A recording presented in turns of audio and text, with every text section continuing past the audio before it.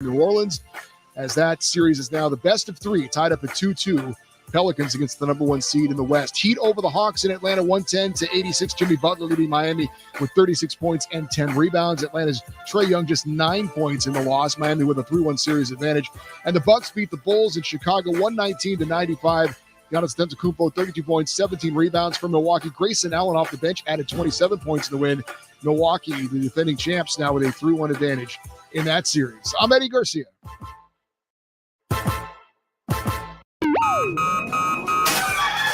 Wake up, Lincoln. Come on, it's 6 o'clock. Rise and shine, rise and shine. It's time for Early Break with Sip and Jake, brought to you by Gaina Trucking. Live from the Coppel Chevrolet GMC studios in the heart of Lincoln, America. Here's 93.7 The Ticket's Jake Sorensen. Did seem kind of meh. And the Lincoln Journal-Star's Steve Sipple. Surprisingly good. This is Early Break with Sip and Jake, sponsored by Gaina Trucking.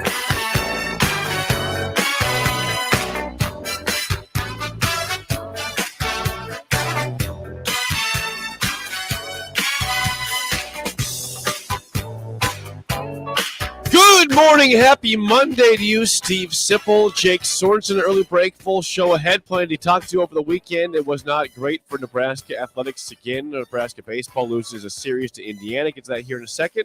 I froze my butt off on the golf course this weekend. Get to that later on. How are you today? I'd say Can you good. hear me? Yeah, I can hear you. Good morning. I have some wind jokes. You have some wind jokes. Well, that's just the perfect way to begin a Monday. What do you have for me?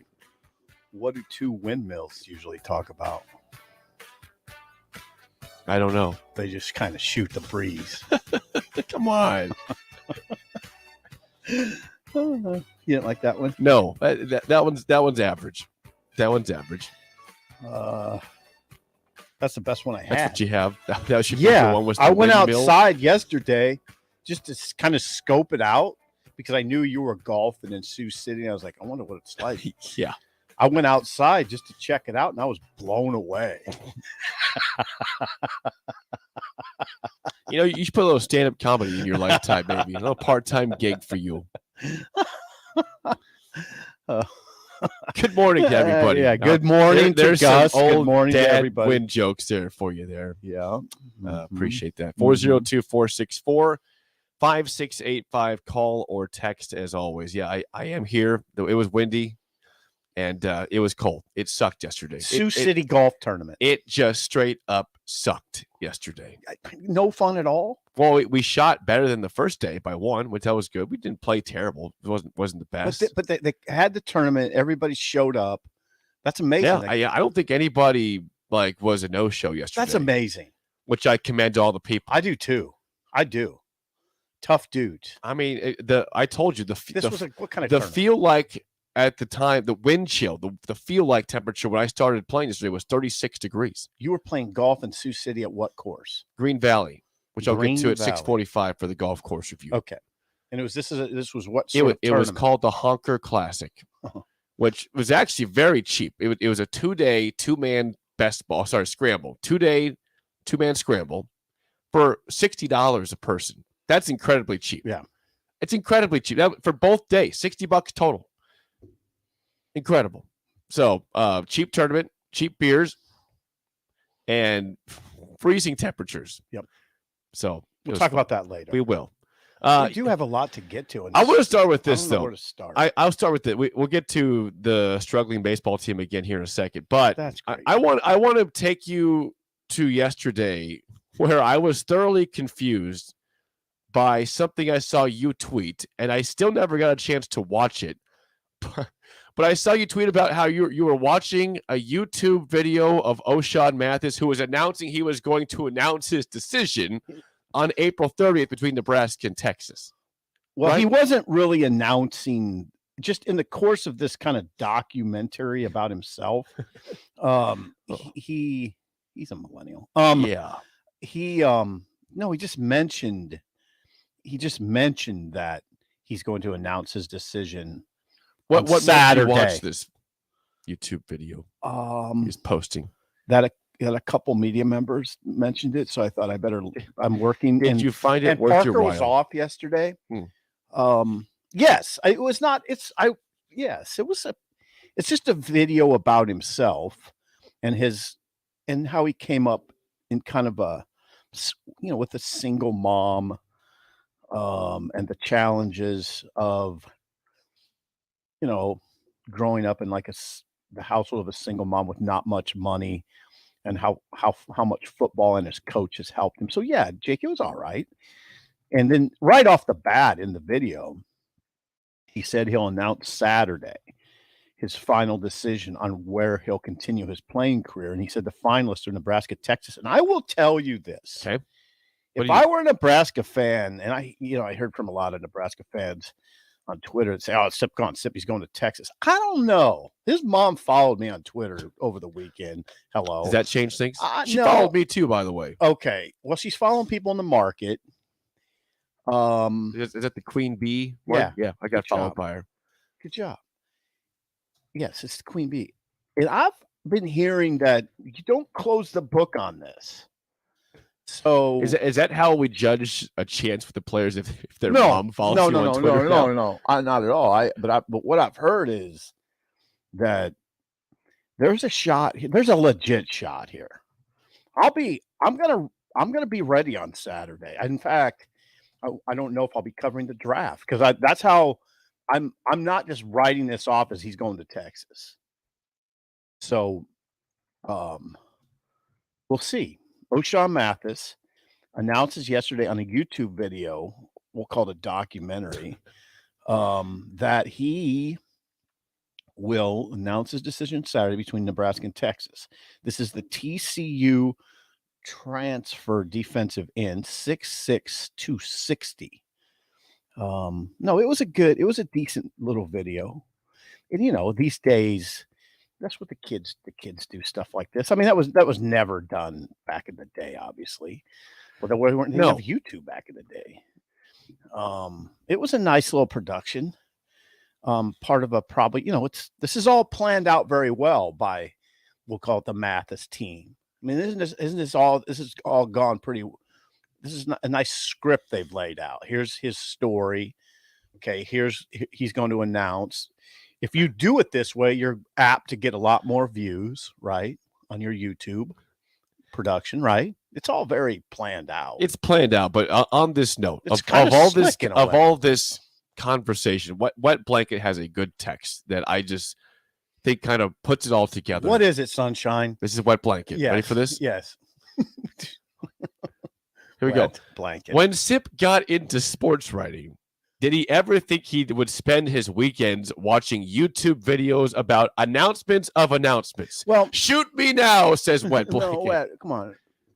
To be fair, this was not an announcement about an announcement. This was a story about the young man's life as told by O'Shawn Mathis. And within the story about his life, he mentioned, I'm glad he did, that he's going to announce Saturday. Now, I understand we're very cynical. Yeah, And I am too. But not about this. This was a nice story about his life. And he's had a rough life. And it's not Manor, Texas, it's Manor, Texas, according to O'Shawn. Which is right outside of Austin. They couldn't afford to live in Austin. That's why they moved to this little town outside it. And he made it. He made it in this world. He's made it in this world. You can say that because he's going to get paid, strong six figures right out of the gate. Okay. You had 9 sacks at TCU a couple seasons ago. I'd like to know, and I haven't researched this. What? I'd like to know for draft projectors. What's he seen He's right got now? a 4th round grade. Okay, 3rd round grade. Stop right there. Yeah. This is a 3rd or 4th round draft pick, Yeah. which is that's solid, what I've heard. He's got that grade, which from is the probably NFL. where Cam Taylor Britt will go, is the 4th round. Right. I was told he's got like a 3rd or 4th round grade. So that's where I pause and say, all right, what are we having a bidding war over a player that's good but not elite? The Athletic ranks him as the number 1 player in the transfer portal. Left or overall in the whole cycle? I would left. guess that's right now left because a lot of the think great it's ones left. have committed already. Let me read this. Let me Yeah, read I'm pretty sure that's the guys who are remaining in the portal. The Athletic currently had Mathis listed as the best player available in the transfer portal. Right, because a lot of That's guys have pretty already good, committed, though. That's Oh, I'm not- $250,000. I mean, But we're not talking about a guy that's a first round pick. We're not talking about a guy that Maybe not. could be a first team All American. maybe not. Right? Maybe. I mean, Could if he- he has a big year. Could he be a first team All Big Ten? That'd be awesome. Yeah. But Quit it. You're being overly negative. I'm not right being now. overly negative. I'm just saying how extreme this situation is with the one player that Nebraska is. I mean, Nebraska fans are going all in on O'Shawn Mathis. Like this guy, this reminds me of Buki Radley-Hiles. Come on. Now, O'Shawn has proven it in college. Yeah, He's it's played. way different. Way different. But it's still you're putting all your way eggs in the different. basket Hold on, of O'Shawn Mathis. hold on. I'm going to tell you why it's different. Okay. Bookie Please do. Radley-Hiles was 5'8", 167 pounds. I always, you could get what I'm saying. I could say he was 185. 5'9", 185. Corner. Played safety at Oklahoma. Didn't play particularly well. I thought it was odd that people would react that way to a smallish football player. Now, there's some good corners out there that I don't know how many guys in the NFL are 5'9", 185. 5'9" that dominate. 5'9" is very uncommon. That dominate for the NFL. that dominate on the football field. Okay, O'Shawn Mathis is 6'6", 260, and he's a pass rusher. So right there. There's more credence in the conversation. Do you understand? Yeah, right there. So it's not like Bookie Radley-Hiles. This guy's proven it in the Big 12, but Bookie Radley-Hiles has proved nothing. Yeah. Except he was a social media wizard. He was incredible on social media. He had it down. He knew how to tug at your heartstrings. O'Shawn Mathis, I don't see him doing a lot of that. This is an example of, yes, he's doing it. But I would, before I would criticize or be overly cynical about his video, watch it. I went into it thinking like you and came out of it thinking, okay, that's a nice story. It's a nice story. He did a good job on it. It's very heartfelt. I mean, and he had some good information in there. So no, we look at this a little different. No, this guy's not Bookie Radley-Hiles. Well, I don't mean like he is, but I'm talking No, about situation's Nebraska not. fans' hype of this player. I mean, It's a big deal. Every conversation you come with, not you, but fans come with right now about Nebraska is mentioning O'Shawn Mathis. Why is it different than the Miami Dolphins in on a big free agent deal with someone? Well, I've been burnt by those. I stopped getting into those because they burn me every time. Well, this could burn you. Or it could I've work learned out. my lesson. See, I've learned But free my agents lesson as a Dolphins free fan. agents also work out, right? Von Miller worked out really well, right? The smart teams, right? The teams that do more research and what. Well, they're what are gonna you pay saying guys. that Nebraska shouldn't be in on? That him? was a Dolphins reference. Okay. Nebraska should be in on O'Shawn. I'm Yes. curious where we probably won't know the overall what the price tag is officially. We can know maybe a ballpark on him. Yeah, we have a pretty good idea. But this It is is- also again, you're talking about potentially a 3rd to 4th round draft pick. I continue to follow the story through sources, and there's no way he's getting under $250,000. No way. No way under $250,000. That's a very safe projection. Okay. That's a pretty good Well, deal. I think more than ever now, what's going to become of value when it comes to the transfer portal is mock drafts. Hey, if I'm a guy that is seen as a 1st or 2nd round pick, that's going to cost you a lot of money to get my services. Projections, yes. Projections. I mean, the mock drafts in NIL era become more important than they ever have been. Yeah, I agree with you. To create the value of a player. Right. Yeah, I'm seeing right now as a 1st round pick. Hold on. Yeah, That's worth a lot of money. $1 million. This one says you're a 6th round pick. What is it? That's where we're at. That's just the deal now. It's a deal now. Nobody objects, by the way. I'm not getting on a soapbox, so don't worry. Okay. But I kind of figured out the people who climb down your throat when you express concern about name, image, likeness in the transfer portal. I think I got a beat on these people that attack you personally and attack me? Me or you or anybody who dares sort of question what's going on. Give me the beat. I think I got them. I think I figured out their psychology. Okay, what's Dr. Sip? What do we got? Yeah. What do we got, Dr. Sip? Nobody, by the way, objects to players getting paid. I don't.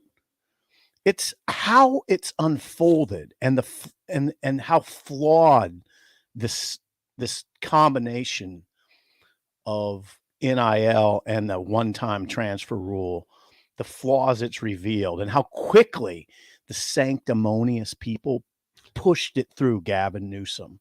It was pushed through by sanctimonious, overzealous people.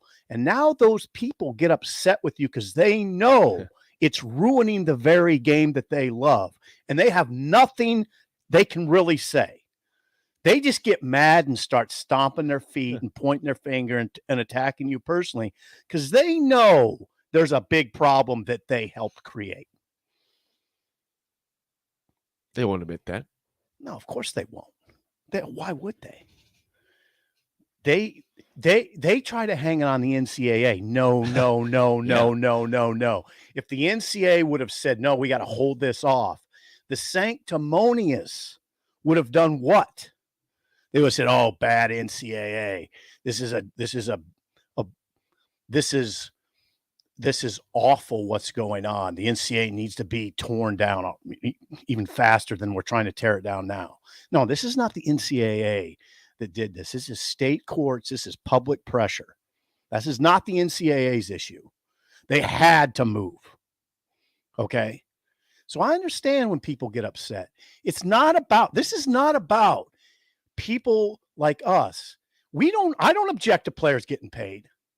I object to a system that is deeply flawed with horrible guardrails that's created that's created this situation and is threatening the game. Okay? It's threatening it. There's no guardrails. Not horrible. There's no guardrails. Right. So now I get it. I get why they get really blustery and attack you personally. I understand it. That's what they're going to keep doing. Just get ready. They will attack you personally. Well, and when you push back against, you say, well, you won't get with the times. You're just stuck in your. It's ways. not Like, that. why, No, I totally am in agreement. What if you what if you just assess the situation and say, okay, paying the players is fine, but everything beyond that's going on. You tell them coaches are leaving the game. Yeah, because they are. And they say, oh, that's their problem. And they'll say, these coaches aren't leaving the game because they object to players getting paid. They're leaving the game because it's nuts right now. And it doesn't make sense to them. They're not leaving because they object to players getting paid. They're leaving because it's a deeply flawed system that's compromised their jobs. They're not leaving because it's cutting into their money or anything like that. You can't coach players now. If you coach them hard, what are they going to do? They're more apt, not all of them, but they're more apt to bolt. If you coach the hell out of them, if you coach them like a lot of them need to be coached. Yeah. This isn't about people objecting to players getting paid. I'm not objecting to that. They should get paid. They absolutely should get paid with all the money that's available. I mean, the Big Ten's going to give schools $90 million now per year or whatever the figure is escalated. No, I don't object to it, but I object to the way I object to the NIL combined with the one-time transfer that's created 4,000 guys in the portal. You cannot. Is this what you planned on? 4,000 people. 4,000. Yeah. Is that what you planned on? Like every day, there's another 10, 12 guys. Average in the portal. of 10 per team. And you know what's going to happen this week, by the way? Players have to announce by May 1st that they're in the portal or they do not get a waiver for next season. So there's going to be this week. There's going to be a flurry. There's going to be a flurry. This week will be crazy. There's one coach at Vandy that was saying that he's not out on the road recruiting. This is a recruiting period. Coaches can be out on the road. He's not. You know why? Recruiting his own roster. Don't leave us. Don't get poached by somebody. Yeah, that drives a coach crazy. He's not out recruiting high school kids. He's recruiting his own roster. Yeah, as much as the portal can help adding a player from a different roster right away, you can lose 10 guys in your roster one day. So your own roster. So I want to hear people on text line tell me how this is going so well. This is going as planned. This is wonderful. Okay, keep saying that. 402-464-5685. Is anybody confident in where things are going with the portal NIL? Is anyone like where it's at right now as it stands? The market will correct itself, but how long is it going to take? 4 more years? How much damage is going to be wrought in 4 years? Boy. You hear it. Don't pretend that you don't. On social media, people just backing away from the game. Not only coaches, fans. Yeah, I'm going to watch. And to be clear, I watched the not the Final Four, the big dance. As I said, more games I've ever watched. And I never thought about this stuff, to be fair. Didn't. When I was watching Kansas make its run, I wasn't thinking, oh, God, wonder what the NIL is going to be like. But, I mean, it's still – it's in the back of some people's minds. You heard John Cook on our show say he was watching Alabama, Georgia, and as that Bryce Young was getting sacked late in the game, he wondered. John Cook, this isn't Jake, and this isn't Sipple. John Cook wondered if the Alabama offensive line said, I'm over it. The quarterback's making $1 million. Let him deal with it. That's John Cook. That's cynicism. Well, it is no. We worried about this, and it is true that there's going to be a difference of money made in that locker room. And it's an issue. Position. And if you don't think it's an issue, you are crazy. Right. It's an issue. You are thinking that this is a perfect life. There's no way that when this is brand new as of a year, that you're going to have no issues in the locker room with one guy making 6 figures and one guy making nothing or barely anything. We're going to get mad. You don't think that's going to cause issues. I just think you're crazy. Well, I'm going to read a quote from people respect John more than they respect us. Is my guess. Right? Is that your guess? I think so. He wins a lot. He's cool. Cook, but yeah, he's super cool. And they had a great show out in Grand Island over the weekend when they beat Kansas in 4 in a spring exhibition. This is what he told us. John Cook. It's a whole new challenge in coaching. This year in volleyball, I don't know how closely you follow it, he said, but I've never seen so many head coaching openings. I'm talking about big time programs. There are a lot of coaches who are having trouble handling all this or don't want to deal with it. The stuff that's going on, it blows my mind. Now, let's be clear. I wrote this, that John is not shying away from this new world. He's a willing participant in the NIL and the portal, everything. He's adapting. That's what great coaches do. If they want to. Now there's a lot that are just opting out. Now, he said, this is where he gets to the heart of the matter. This is John Cook. This is not Jake. This is not Sip. This is John Cook. These guys are doing NIL deals. Some players want deals. Other players have no interest. But what really makes it interesting or challenging is we're in this program all about we over me. We're all trying to build this great team. And all of a sudden now it's all about me. Yep. What deal can I do? How can I develop my brand? How can I make money? Still forming a great team where we can have we over me is going to be the ultimate challenge for coaches because you're going to have a pecking order on teams. You're already seeing it in football, he said. We also have it in volleyball. It's a challenge. Now, it's a challenge that the great coaches will handle, like Saban. He'll handle it, but it's a big challenge. I mean, O'Shawn Mathis is going to come in, and all those guys know they're smart. They're savvy. Know, hey, you're making a lot of money. Yep. Better be Superman over here. Well, it's human nature to think that way. Now, cue the people saying that's what happens in the NFL, which it does. It's not the end. This is different, though. It's not linear. It's not linear. The NFL has forever been a paid organization. Players make money. If you're elite, you make a lot of money. And you're still a millionaire if you're not. Yeah, you're borderline. If you're an average player, if you don't play, guess what? Yeah, you make a lot of money. That's the way it is. It's always been that way. It's not players making no money. It's Casey Rogers was in the $8,000 to $9,000 range, and he was looking at a play. And I'm not saying this is why he's left, but he was in the $8,000 to $9,000 range. And here comes O'Shawn Mathis making a minimum of a quarter million. By the way, Casey Rogers having the time of his life right now. See him posting something at USC. Yeah, USC. He's everywhere. Yeah. He's everywhere. Everybody wants Casey Rogers. Mm-hmm. They do. It's amazing. Auburn has offered. Arkansas has offered. USC's offered. Go figure. I know. Well, defensive linemen are at a premium. I mean, that shows you that position is extremely valuable, which winds us back to this conversation. I know O'Shawn Mathis and Casey aren't exactly the same position, but in a 3-4, Mathis is out there.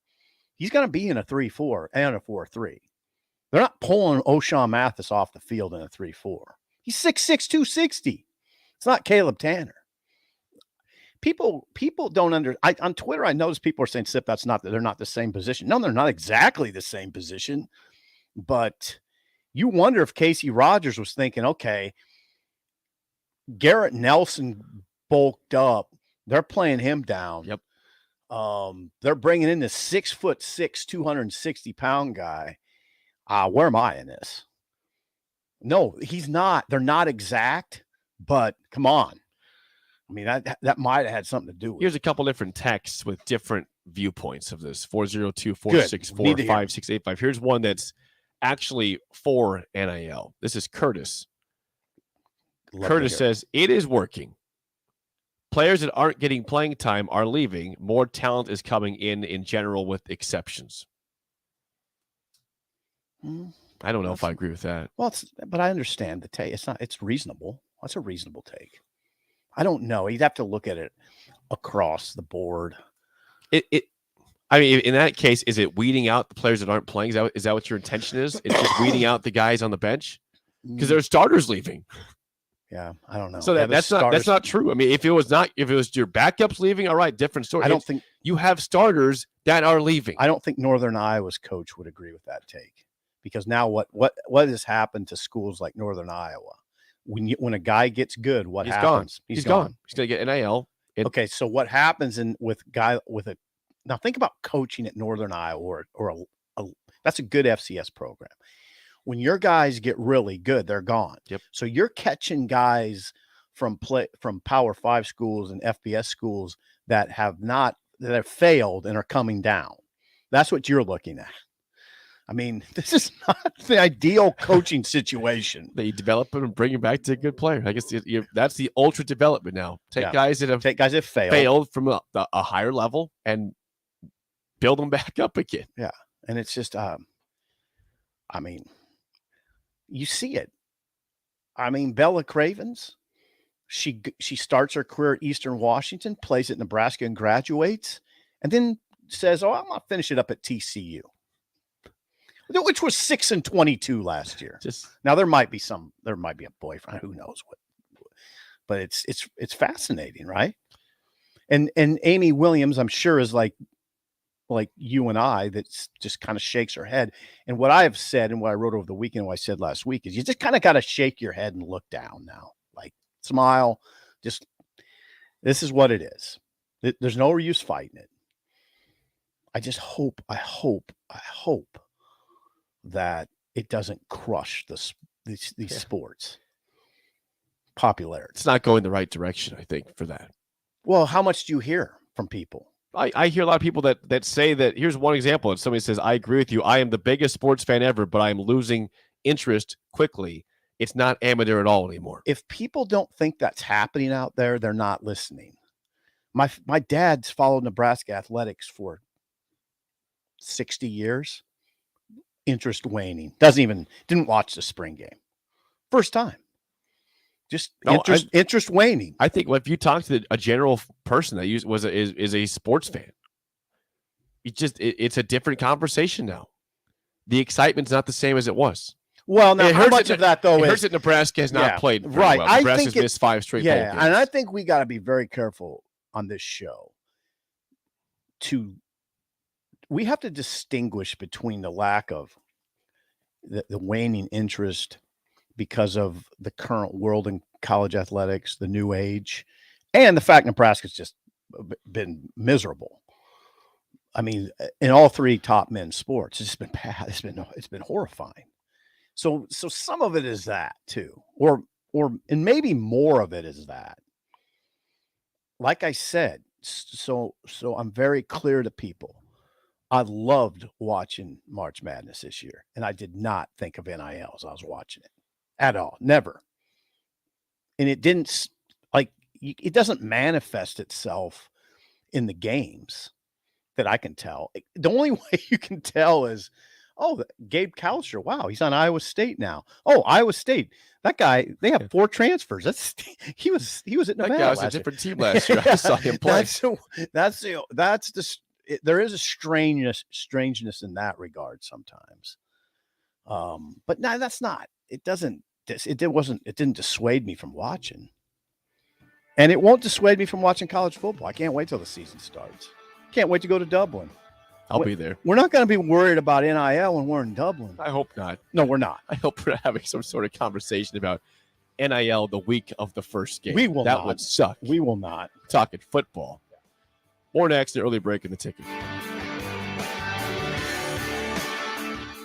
Hello, I'm Charlie Stone, back with the latest news from Honda of Lincoln. Joining me now is the general manager, Andy Goodyear. Hey, Andy, how you doing? I'm doing great, Charlie. Hey, Andy, with spring right around the corner, how is your supply of new Hondas and pre-owned vehicles? Really good, Charlie. As I've said before, when you drive by our lot, you don't see what you're looking for, just remember we have hundreds of new Hondas arriving soon, with Honda continuing to offer 0.9% APR financing to qualified buyers. Plus, we have over 125 pre-owned vehicles in stock and ready for immediate delivery. That's great, Andy. Any more great news? There is, Charlie. Honda just announced financing from 0.99% APR on certified pre-owned Hondas for qualified buyers. So come experience the Honda of Lincoln way of doing business. 27th and Yankee Hill Road or online at hondaoflincoln.com.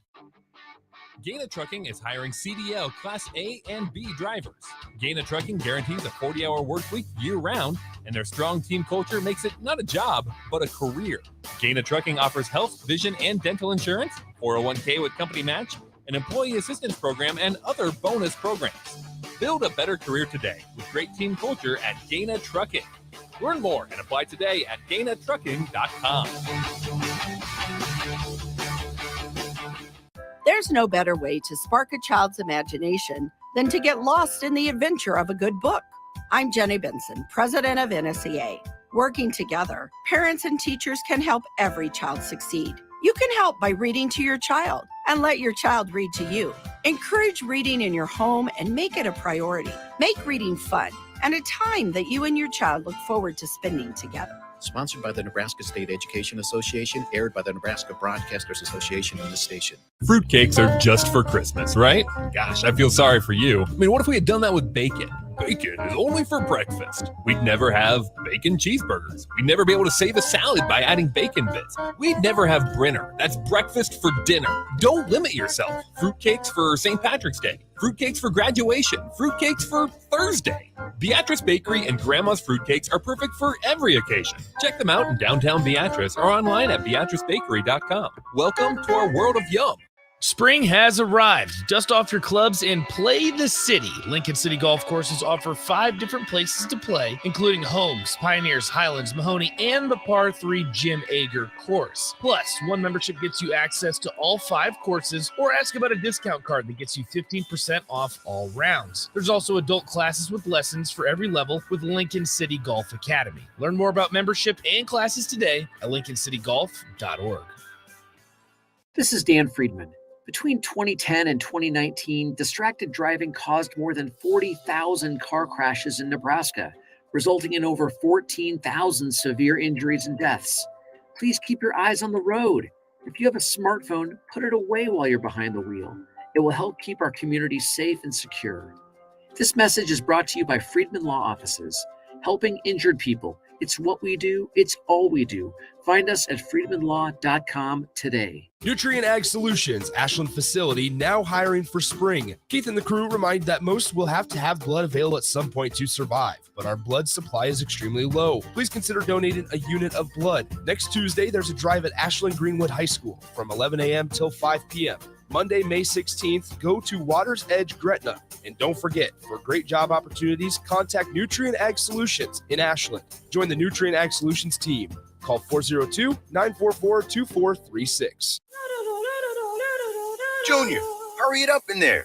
Honey, he's doing it again. Doing what again? Practicing for American Idol in the shower. I need in there. Well, MemberZone is offering no-fee home equity lines of credit. We could use the value of the house to Add a second bathroom? Say no more. From adding another shower to all of life's in-betweens, you're headed in the right direction with a MemberZone home equity line of credit. Learn more at memberzonecu.org. Restrictions may apply. Federally insured by NCUA. Mary Ellen's Food for the Soul. It's soul food right here in Lincoln. Ribs, wings, catfish, coleslaw, cornbread, grits. I mean, I'd say it's food like your grandma used to make, but my grandma never made food like that. If you haven't already, you've got to give it a try. Check out their location across from South Point at 27th and Pine Lake, or find their food truck at events all over town, or visit them online at maryellens.com to see the full menu. Mary Ellen's Food for the Soul.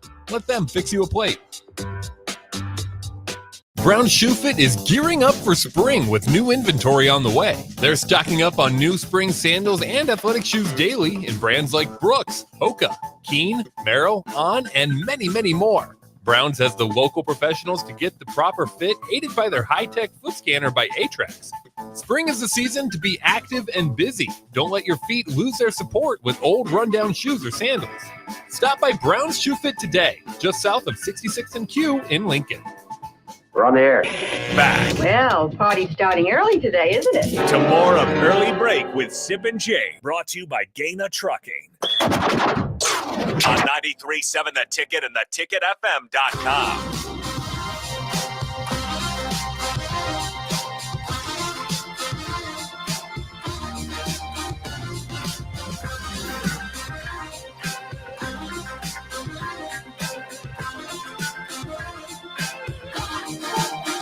Four 402-464-5685. You can call or text the show as always. Plenty of texting the first segment about NIL, as there usually Well, we're is. talking about O'Shawn Mathis. We did, but that's NIL, though.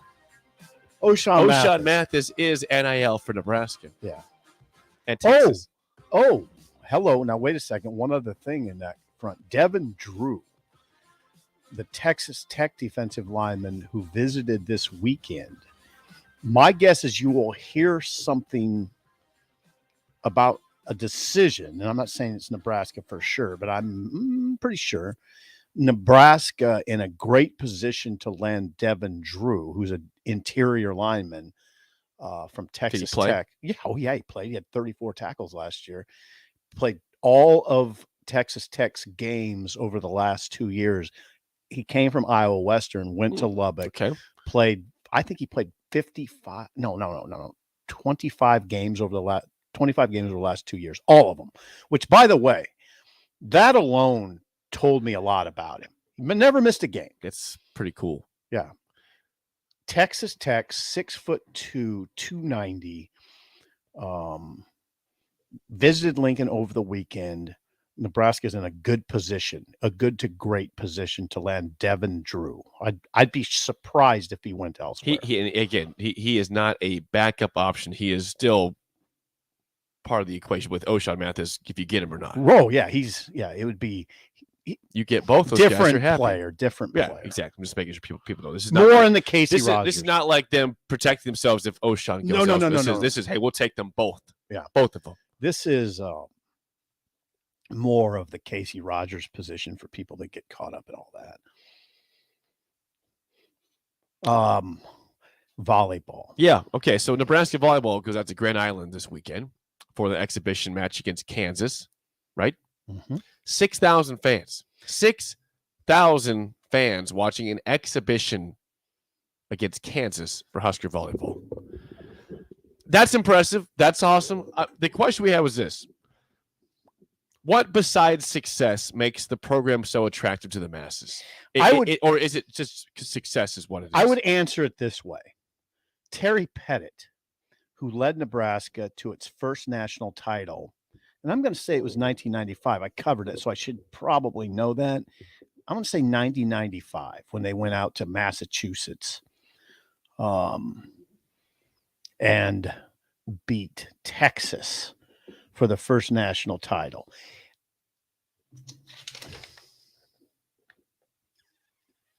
What besides success makes the program so attractive to the masses?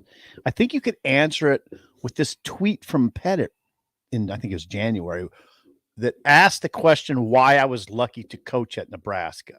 Okay. Did you see the correlation? Mm-hmm.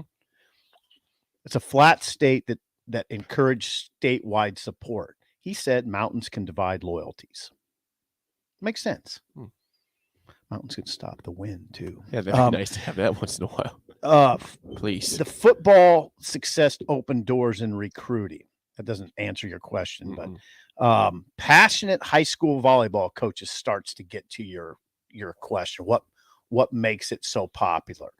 Passionate high school volleyball coaches. That helps it.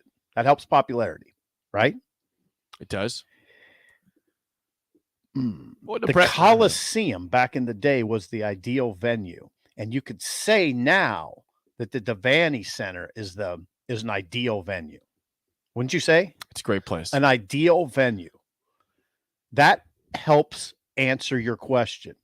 What is it that makes this program so popular? So the Coliseum was, and now the Devaney Center, a flat state that encourages statewide support. Passionate high school volleyball coaches. We're not done. Athletes and fans who appreciate each other. Gets to the popularity. I think to me, hold on, we're not done. Well, I was going to say something positive. NET has helped. NET, go ahead.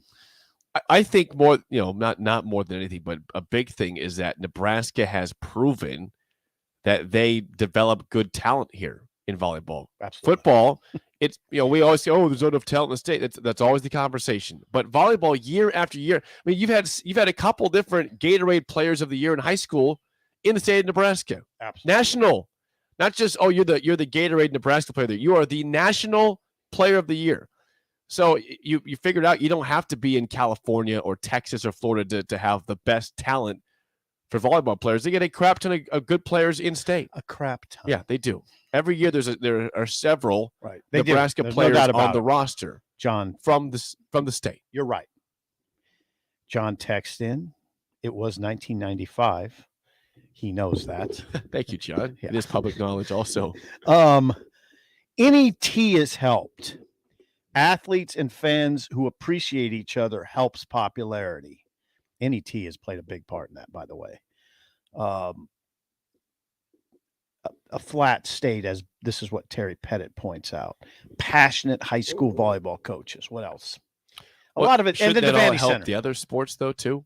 Well, they don't play in the Devaney Center. All the Okay, other well, sports. but the flat state should be helpful for the basketball. It doesn't baseball, divide and football. loyalties. That's true. It should help. But the popularity, but these other programs are popular. Baseball's popular. Football, pretty popular, right? Football, wouldn't you say? It is. But volleyball has just never had that thing. They've always been good. They haven't had that down year. I mean, They've always been good. A bad year is losing in the Sweet 16. That's a bad year. I know. Well, that helps popularity. That does. I mean, the answer is. I mean, there's a lot of answers, but we said what besides success? Success is number one. That's sustained success is the biggest reason why they do so well. Pettit got the ball rolling in the 70s. And they've been good ever since. They're never bad. It's like Ohio State football. It's like Ohio State football. It's never bad. You're stunned if Nebraska finishes worse than third or fourth. Oh, when John doesn't make it out of the Sweet 16, he soul searches. The Sweet 16. Yeah. Because they're always a 1 to a 4 seed at the worst, right? Yeah. He goes into soul searching mode if they don't make it out of the Sweet 16. We would be baffled if Nebraska was like a 6 seed in the tournament. The NCAA, like what happened? 6 seed? If Nebraska basketball was a 6 seed, I'd throw a parade on O Street. we would be concerned if volleyball was a 6 seed in the tournament. I understand. And I throw a parade if Nebraska basketball is a 6 seed. Different standards. I do love a parade. I love a parade. I love a parade. Love a parade. 6,000 fans made their way out to GI to watch the volleyball. 6,117, and Frost was out there. Scott, the head football coach, signing autographs. Long line of people. There was a recruit out there, Akana. His sister plays for the volleyball team. Okay. Akana. While you were playing golf, all this was going on. All this stuff was going on. I saw that the volleyball match got a bunch of people there. What?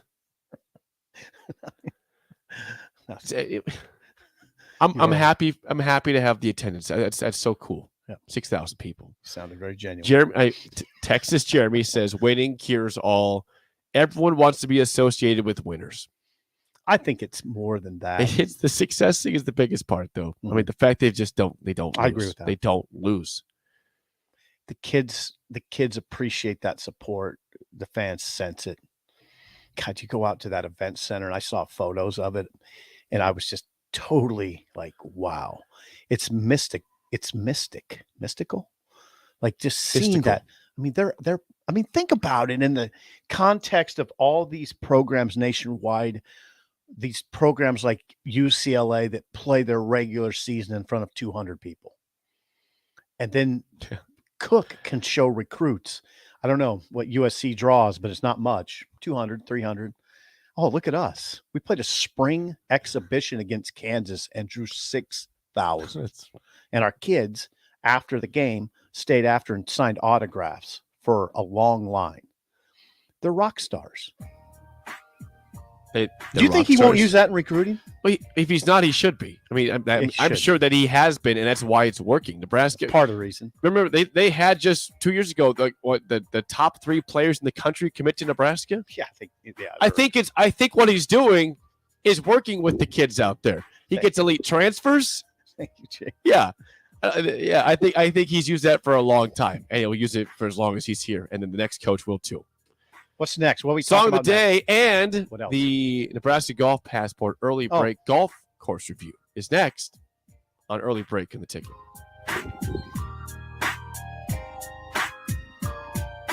Last thing before break, guys, I've been telling you for a long time about craft axe throwing and how it's a great time for all parties, big or small, and beginners or experts.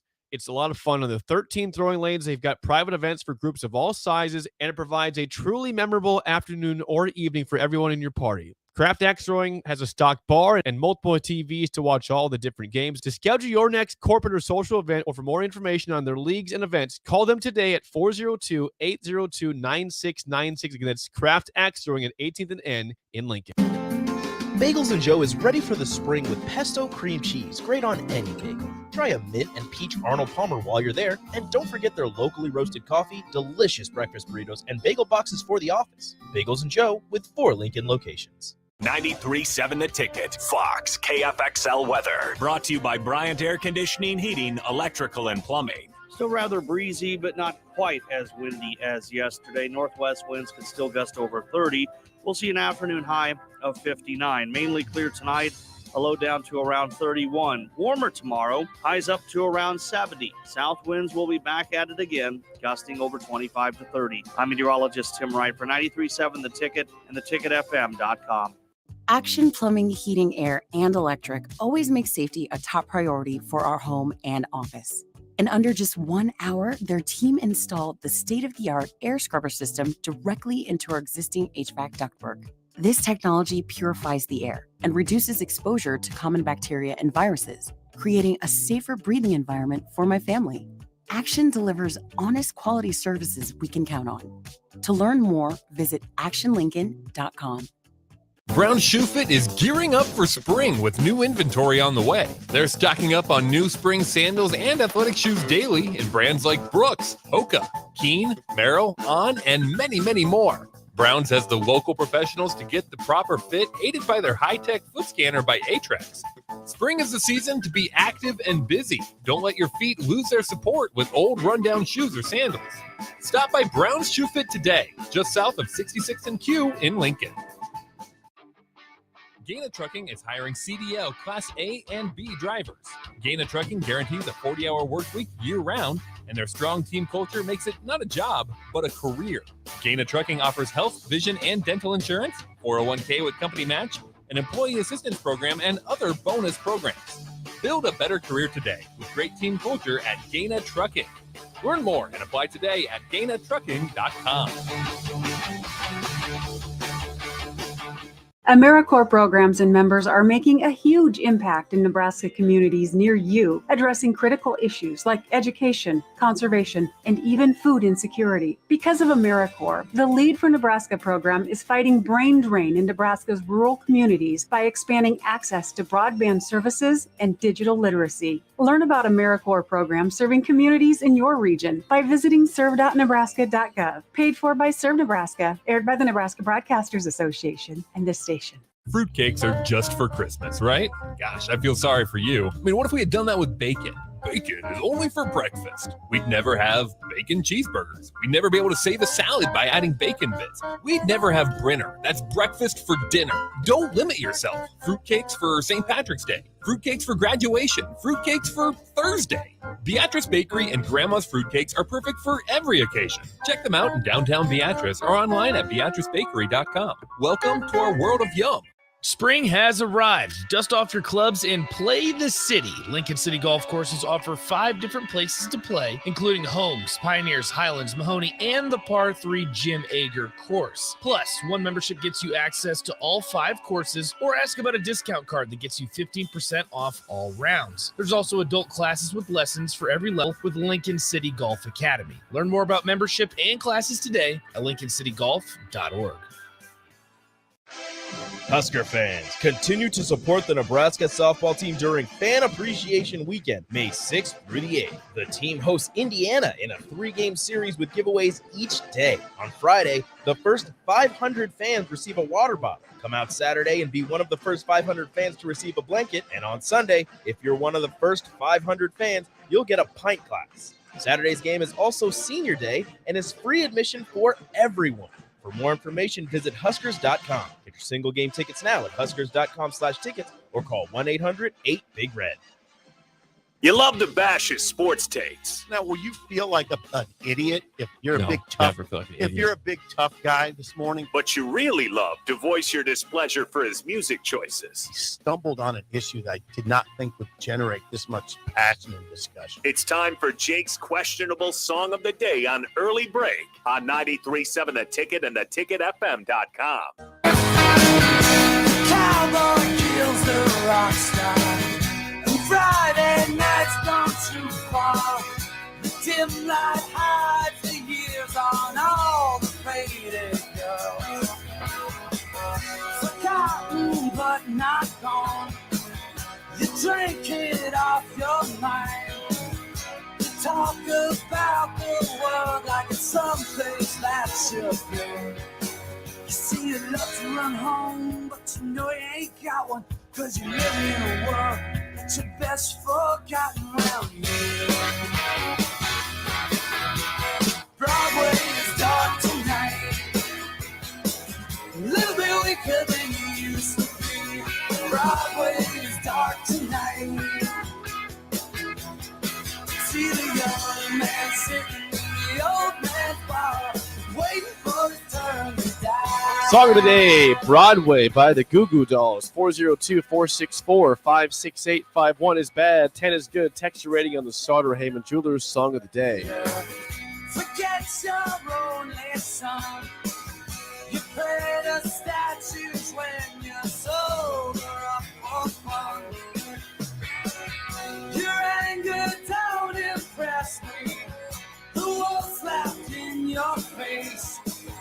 It always rains like hell. Once again, your Song of the Day, Broadway by the Goo Goo Dolls. 464-56851 is bad, 10 is good. Text your rating on the Sauter Heyman Jewelers Song of the Day.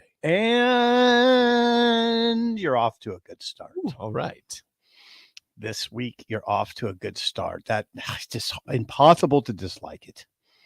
It really is, isn't it? It's a nice song. It's a nice song when you're driving on I-29 back from Sioux City. Did you take I-29? Yeah, I did. Have to. Nice song when you're driving back from anywhere. Goo Goo Dolls have about 3 or 4 great ones, I'd say. What's the one I really Iris like? is the big one. What's the Not popular the one? big one I like. Hold on. Slide. Nope. Baby's Black Balloon. Keep going. God, you know, there's one I told you about. Let Love In. Nope. That's not it. Anyway, I'll get it. Goo Goo Dolls. That song, by the way, it gets a. Oh gosh, it's not crazy. I can't get it into the 9s, but I can get it to 8.8. 8.8. 8.8. Yeah, hold on. I'm gonna come long way down. Long way down. Yeah, that I Do I think know is this? the best Goo Goo's song. Okay. Long way down. Yeah, I'm not gonna sing it. I'm not gonna do that. You could. Nope. Yeah, I could because I do know the words. Okay, we got to guess Gus's score. Okay, 8.8 here. Gus Well, smiled when it came on. and he was bobbing his head. You guys both were bobbing your head. Unless he's trying to dupe us. No, he liked that.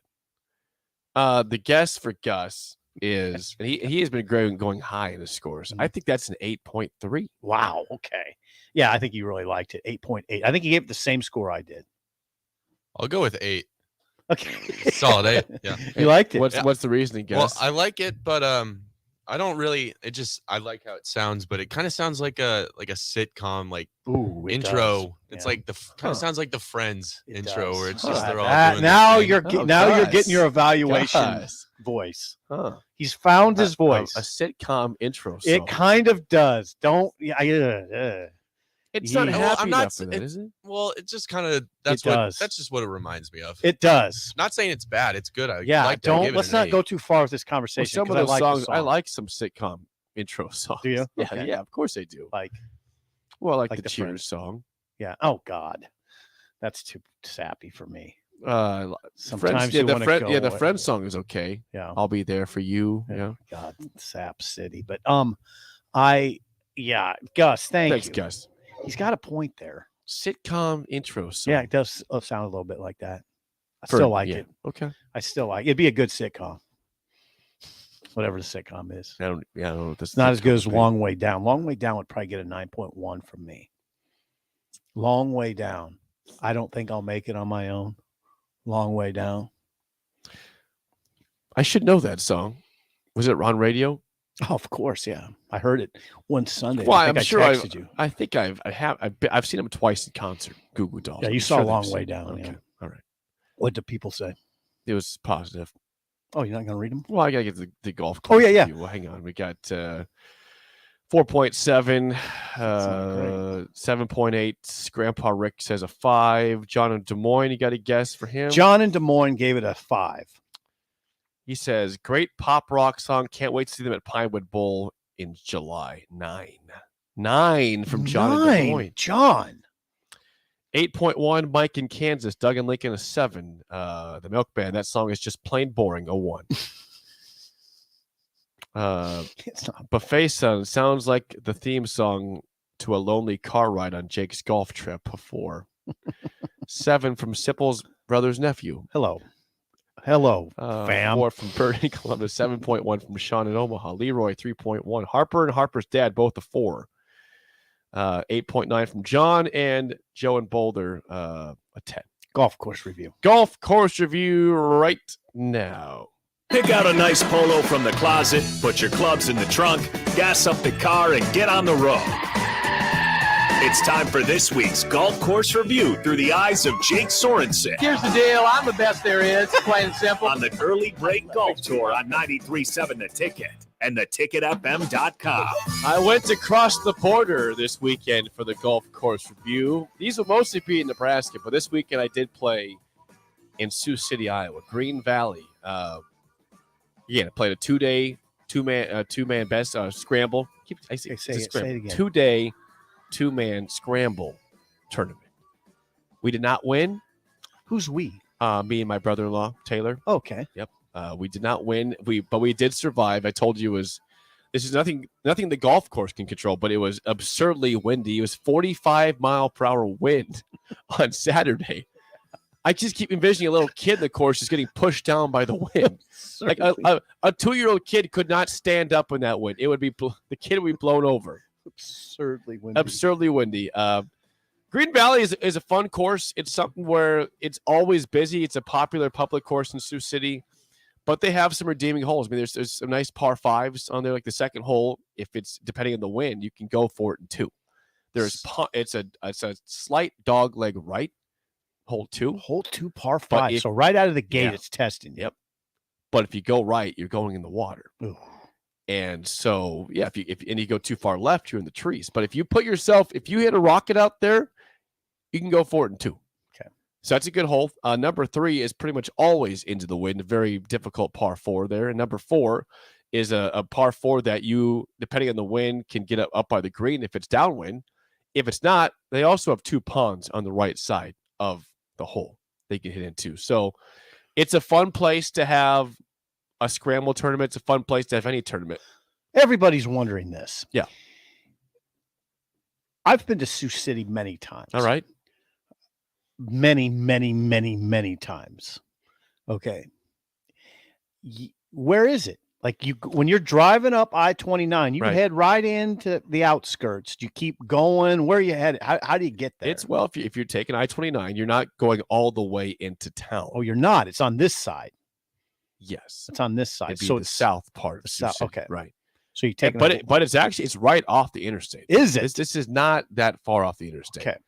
I don't know what exit to tell you. I forget that. I'm not an expert on exits, but I know that if you had get your GPS going. Well, I went to their house first, and we went from there. So Okay. that was the next exit. So I forget what the exit is. But anyway, if you're trying to get something that's in Sioux City that's close, then you can just get off back on the interstate, go back home. And this is it. This is the course. It's right by the interstate. Okay. You get off, you're there within like 3 minutes. from What's the interstate. drive up like? It's you on gravel? You on the drive up is extremely long. Let me say that. You turn off the road and it's probably a mile into the clubhouse when you actually get off the main road to the road to the clubhouse. Yeah. I'm not joking. It's a windy road that goes through the course for a mile. That is really interesting to me. Those kind of courses are always interesting to me where you're like, am I ever going to see the clubhouse? Oh, it takes a long time. It's probably a mile. I like that. Or just shy of a mile. Parking is interesting. Yeah. I'm always curious how they designed that because the parking lot is just like, it's one long thing. Mm-hmm. Like it's not a big spot where there's many spots. It's a long strip. Like you're supposed to park all along the road essentially. So the parking is, I always thought it was kind of weird, but it works for the golf course. How is the clubhouse? Is it like when I think of when I ask this clubhouse question, I always think, is it a lot of wood panel? Is it new agey? It's an older clubhouse. I didn't say I looked closely at the siding. I think it's regular siding, but the upstairs is a nice little upstairs. They have a bar called Mulligan's. Okay, it's great upstairs. Yeah, it's a good view of teeing off on hole 1 and 10. It's nice. Seeing people coming in on hole 9, hole 18 you can't see from up there the green, Okay. but you can see hole 9 coming in from the top. Cool, I like that. Yeah, so it's a little, it's an upper view of the course. We're talking about. This is Green Valley Golf Course in Sioux City, Iowa. It's a place where I'd say this. It's a course that you're never going to be overwhelmed on. Okay. Like we shot even par for the tournament, which I like to be 6-7 under per day in a 2-man scramble. But the wind was blowing 45 miles per hour, and yesterday was 30-mile-per-hour winds with freezing temperatures. So you get what you get. Is it tree lined? There's several trees out. Is it a mature course? Yeah, it's very mature. Yeah, it's been around for a while. This is not a new course by any means. But and people always ask, okay, so be honest, Jake. This is a tough winter. We didn't get a lot of rain or precipitation, not much snow.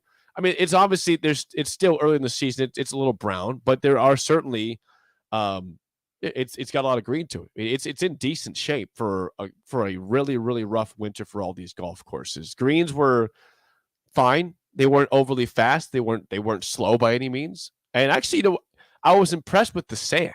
The bunker situation. Okay, You always why? you always ask Why? about the Why bunkers. were you impressed? Well, we had to hit out of one bunker, and I did practice in the sand on the practice screen. The sand was in really good shape. Like that was really good sand. Is it good? I have been in some very sketchy bunkers Really? across the state, and there is nothing sketch about those bunkers. So, wonder what they do. They bring in that sand from. I can't tell you. I don't know. Obviously, they bring it in. They but bring it. It's not but- just but I- there. right? but but I just wonder where they bring it in from. I don't know. Is it river sand? Probably not. I don't know how Because they the do that. river sand's like white Yeah. up there. It's white up by Dakota Dunes. Is that right? I told you once. I was Dakota Dunes one time up in Sioux City, North Sioux City, and I was right by the river. That looks like you're in Florida. The sand is soft. Like it's not.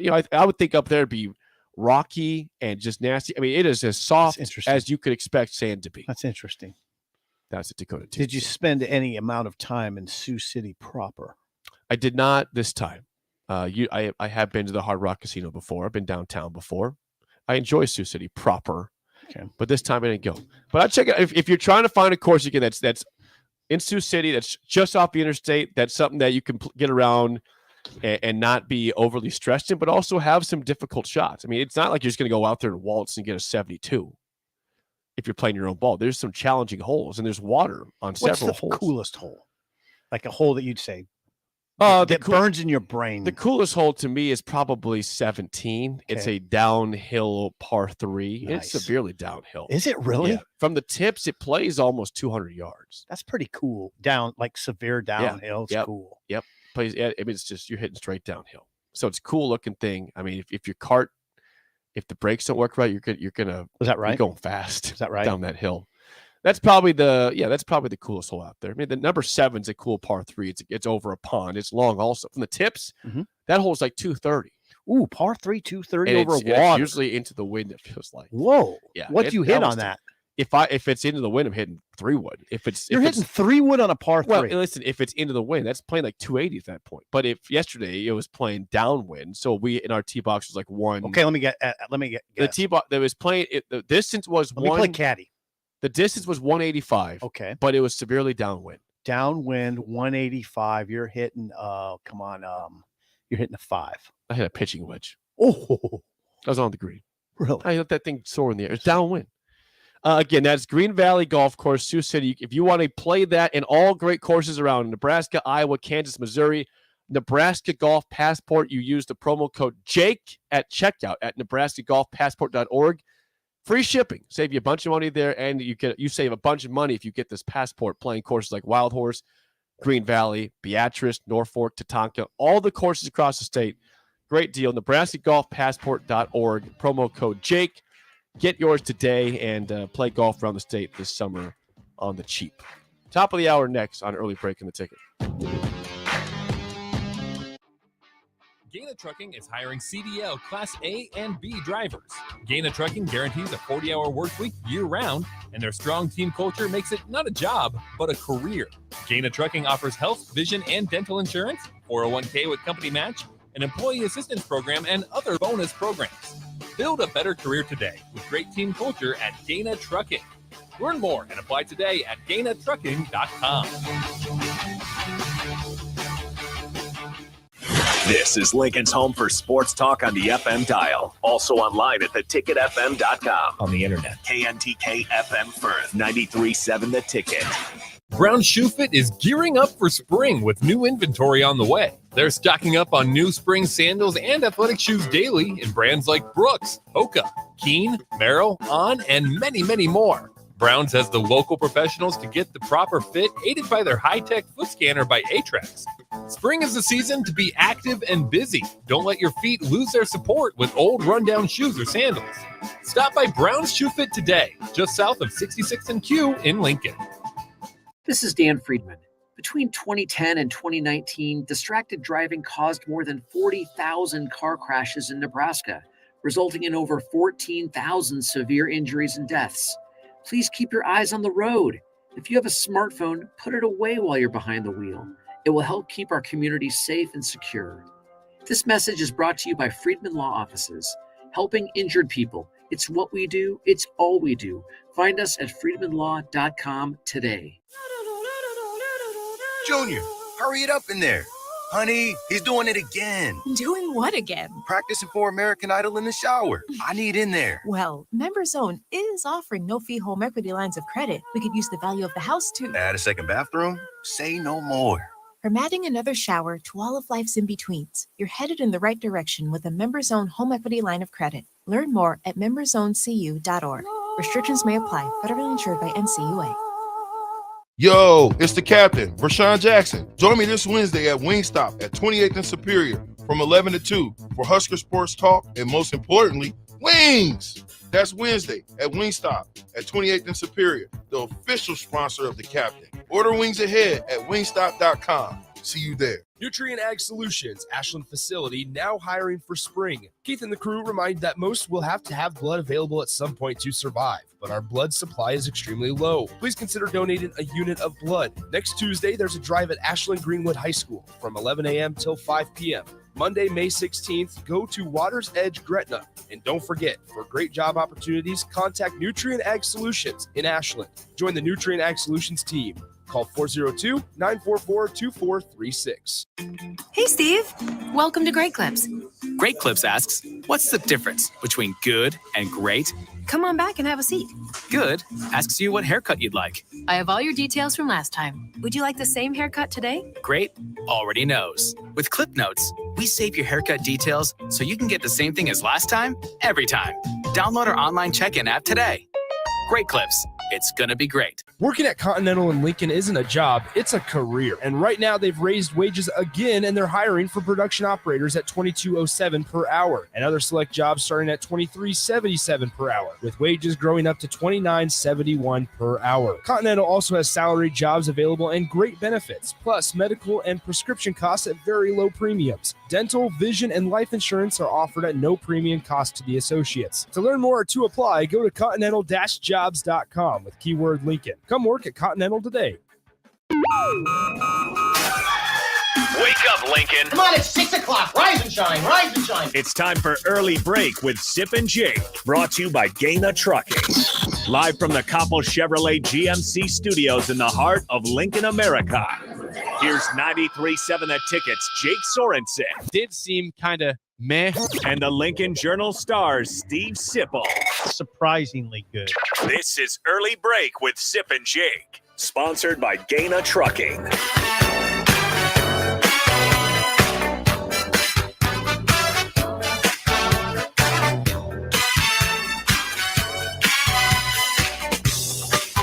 Welcome back to Hour 2 on a Monday. Steve Sipple, Jake Sorensen. Early Break. The show is sponsored by Gaina Trucking. Check out their current job openings at GainaTrucking.com. We got several texts during the break. Someone said regarding the George Strait concert, which I heard different reviews on it, by the way. Okay, George Strait was Saturday night at PBA. That's right. Somebody said that George Strait covered "You Wreck Me" by Tom Petty, and it was good. I'm sure he has. He does. I've heard that many times on radio. It's pretty good. They said it was surprisingly good. It's good. I read El Kent Wogamont's review in the Lincoln Journal Star. Now, the folks in the crowd didn't recognize the song, evidently, according to a lot of them didn't. But he played Poncho and Lefty, which is one of El Kent's all-time favorite country songs and one of my all-time. Who's the original Willie singer? Nelson. Oh, okay. Of course. I should have guessed that. Merle Haggard. Willie Nelson, Merle Haggard combo. Okay. It's an incredible song, and George Strait, according to El Kent, did it really well. So kudos to George Strait. I heard reviews that it was great, the concert. I heard reviews that was boring and didn't play the songs you wanted to hear. Oh, that's ridiculous. El Kent I don't know. I wasn't there. I cannot El speak Kent for gave the a concert. review. He played the hits. He played the Fireman and Amarillo by Morning, and I was told that he missed out on several songs. We can't play them all. You can play the top 4, the ones that were number 1, most of them. You don't know what you're saying here. Yeah, I do. Because you weren't there. I cannot speak for what he did or didn't do. I'm going to read this review if you're Well, not careful I'm not here. going to read. I don't want to read the whole review. I'm not going to. Well, all I'm saying is this: I heard reviews that it was great, and I heard reviews it was disappointing. Very mixed Well, that's not. reviews. I hate if you to were do there, this. if you to were but there, What were your thoughts on the concert? 464-5685. Yeah. Hey, Jake. What? Mixed reviews. I'm gonna do something that you do all the time. That's not surprising. It's mixed reviews. It's not surprising. Right. Mixed reviews should never be surprising at all. Right. Because everybody has different thoughts on Right. life. You should expect mixed reviews at all times. So yeah, it's never surprising. Yeah. If everyone liked it, then that's sometimes surprising. Right. That would be, but there's concerts like that though, where you'd literally almost get everybody that agreed it was incredible, right? Somebody says that Poncho and Lefty was originally done by Townes Van Zandt. That's true. That's true. Thank you to unnamed texter. Yeah. That's Rob. That's Rob, actually. Rob is correct, but it was Rob. When did you say it was popularized by Haggard and Willie Nelson, Merle Haggard? I think you'd say that. They made it a hit. Let's see what Rob says about that. That's the iteration that I was most familiar with, going back to the 80s. Yes. All right. Thank you. 402-464-5685. Call or text as always. So Nebraska baseball played this weekend. Sip. It didn't go well. They won yesterday 19-7. They put out some frustration in a win yesterday. Stat of the day. Yesterday? Nebraska win. Yes, Nebraska wins, and it will go on with the topic. Nebraska wins 19-7, even as it leaves 17 runners stranded. See that? They scored 20 hits, 19 runs, and still left 17 on base.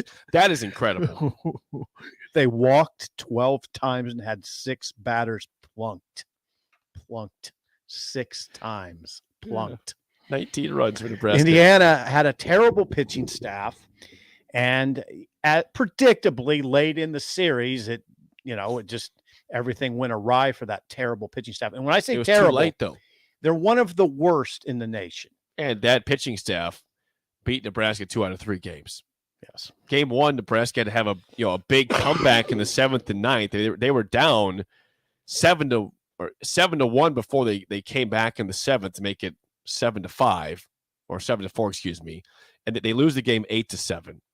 Jack Perkins for Indiana goes 6 1/3, 4 runs, 8 strikeouts. Shea Shanneman, 4 innings, 6 runs, 3 strikeouts in the loss. Game 2 on Saturday was bad the whole way through. Nebraska scores 1 run in the second inning. They lose 8-1.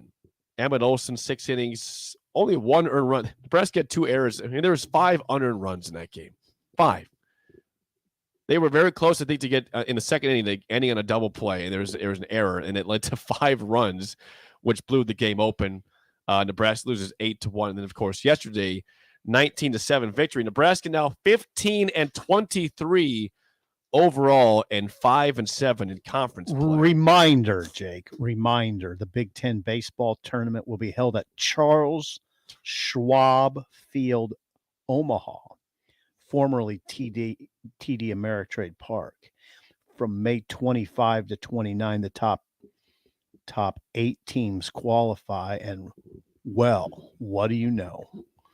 Nebraska sits in 8th place. Yeah, I mean, this is not how it was supposed to go this year. It was I thought there would be potentially a drop off, but I did not see 15-23. I mean, to expect them to go back-to-back conference champions is difficult, but you can expect them to be at least in contention for it and competing. And right now, like you said, they're in the final spot if the season ended today for the Big Ten tournament. So they're going to battle. There's drama. I mean, that does equate to drama. It does mean that Will has a carrot to dangle in front of his players every weekend, right? We got to get to Omaha. Getting to Omaha gives us a chance to make the NCAA tournament. That carrot is still out there, right? You can win the Big Ten tournament and get to the NCAA tournament. And this isn't a great year for the Big Ten. One team ranked, Maryland, not Rutgers, Maryland. Interesting. Yeah. Maryland ranked 24. Surprising. One team ranked in the poll. They scroll on the bottom of the on BTN while the game's going on. I don't know what poll that was, but one team ranked. Arkansas, by the way, Dave Van Horn, number 5. Always trustable, reliable. Right now, as of the win against Indiana, Nebraska football, men's basketball, and baseball are a combined 28-54 this calendar year. Sam. 28-54 for the men's program. Sam McEwen writes about it, and I didn't read the column, but he does point out that all the offenses have struggled, which is interesting. Maybe you have that column on your screen. It is interesting. It's an interesting angle. It's interesting because the calling card for Frost and Fred is obviously their offensive coaches, right? Yes. Now, Will, I'd say that about Will. I mean, Will, it's a little more complicated, I think, with Will. But you don't expect Nebraska's offense to be one of the nation's worst, which it has been. They've been awful with runners in scoring position. Awful. 138 going into okay. So bad. In That's the last, so bad. I think it's the last dozen games, they were hitting 138 over that period with runners in scoring position. I will get that stat for you. So now again, they're still fighting, as yesterday showed. So that was now I'm taking that as a good sign. You can say what you want about Indiana's pitching is terrible, but Nebraska took full advantage of it and was still fighting yesterday. You don't want to see them start to throw up their arms. You're in danger right now of joining a stat that you don't want to be a part of here. Sam McEwen writes, Sip, that the last time that the big 3 sports for the men of football, basketball, and baseball were all below 500 in the season, all of them. Ready for this? I'm ready. 1960-61. That's the last time when Bill Jennings, Jerry Bush, and Tony Sharp coached for Nebraska in those sports. That's the last time that all 3 sports were below 500. We keep asking the last couple of years, what's rock bottom? I don't know. Are we at rock bottom? Can you go lower than this for Nebraska men's sports at this point? I don't know. We thought he couldn't go worse at 4-8 in 2018 when Frost started 0-6. We thought, we can't go 3-9. It's impossible. Well, you went 3-9 last year. Basketball has been atrocious the last 3 years. Baseball has been good except for this year. I mean, they've been respectable before this year. Now they're 15-23. And a lot of that, again, is failing to hit in the clutch. I have that stat. That this was going into yesterday when Nebraska was, in a 2 wins in 11 games in that tailspin with runners in scoring position. Jake, Nebraska 12 for 87. Now that is incredible when you ponder it. Going into yesterday, 12 for 87. Yeah, with runners in scoring position. Think about it. That is an incredible amount of missed opportunities, which, by the way, begins to weigh on you psychologically. Every time it happens, it's sort of a gut punch. There it goes again. Gets in your head. Yeah, it weighs on you. I do think about it sometimes.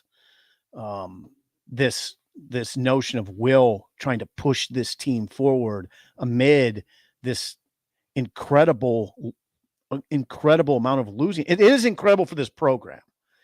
I mean, it hasn't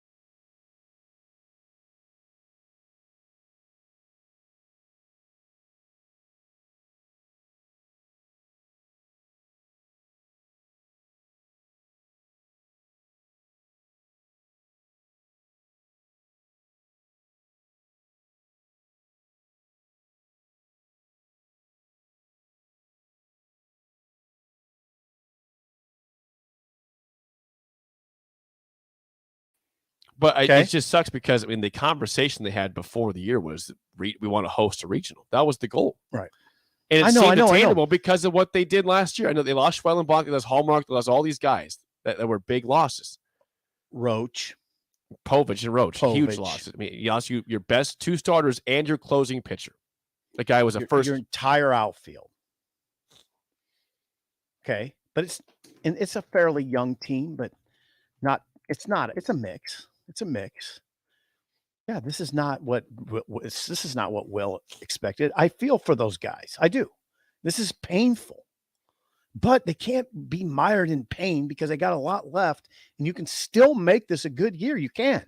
As strange as bad as it's been, if you go on a 5-gamer, 6-gamer, you can get it back. Well, this is your chance. you Indiana can was get your mojo bad. back. You can get your mojo back. Nebraska just had a 9-game homestand. I know. Prior to this, and they didn't do anything with it. No, I agree. That was disappointing losing 2 of 3 to Indiana. That's the bottom of the barrel. Like you said, terrible pitching staff. And yesterday they showed it yesterday by getting nobody out. But the previous 2 days, that their batters did enough, and Nebraska had again bad errors that killed them in game 2. Yeah, an error in the second inning. They should have been out of it with 1 run allowed. They gave up 5 They instead. lost a series to a bottom feeder in the Big Ten. It's not good, but they did come back yesterday and showed fight to the tune of 19 runs. With 17 left on base. 17 runners left They stranded. had like 36 runs yesterday. No, it was on TV. I can't imagine that was scintillating TV. For Nebraska fans, it might have been. Not really. I mean, 17 stranded. They can't get you guys out. And Indiana walked 12 and plunked 6. 18 free passes. That's not great TV. 18 Jake. free passes. I had it on. Hey, you know what? When you're losing like Nebraska has, that is great TV to see a blowout, even with that many left on base and that many hit batters and walks. All right. It's good. Do you want to talk about the Chattel column while we're I might say that for next segment. Let's do Okay. that. Let's take a break. Let's do that. Okay.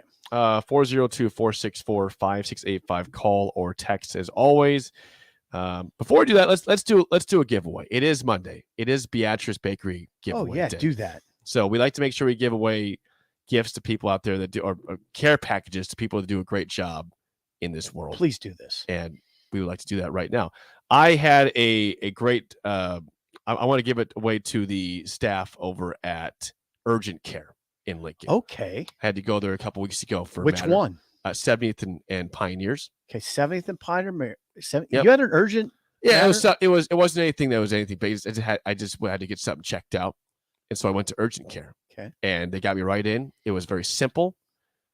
They did a great job in terms of the whole process of taking care of me, and I felt great in there. It was very comfortable, but it wasn't like you go into a doctor's office and you're stressed, right? Mm-hmm. You're in a bad spot. Urgent Care was good. I got out of there in no time. Got in there in no time. It was great. So thank you to the people at Urgent Care at 70th and Pioneers. And they will be given. You are today's recipient of a Beatrice Bakery care package from our friends at Beatrice Bakery. You can always get your own at BeatriceBakery.com. They've got coffee cakes, fruit cakes, liqueur cakes, and more. Today, we'll give that to Urgent Care at 70th and Pioneers. Thank you. When we come back, we're going to talk about this Tom Chattel column about interesting stuff in NIL. In Omaha. Got something going there. It's the boosters. It's interesting. I was going to say it's interesting. We'll tell you what is going on in Omaha next on Early Break of the Ticket.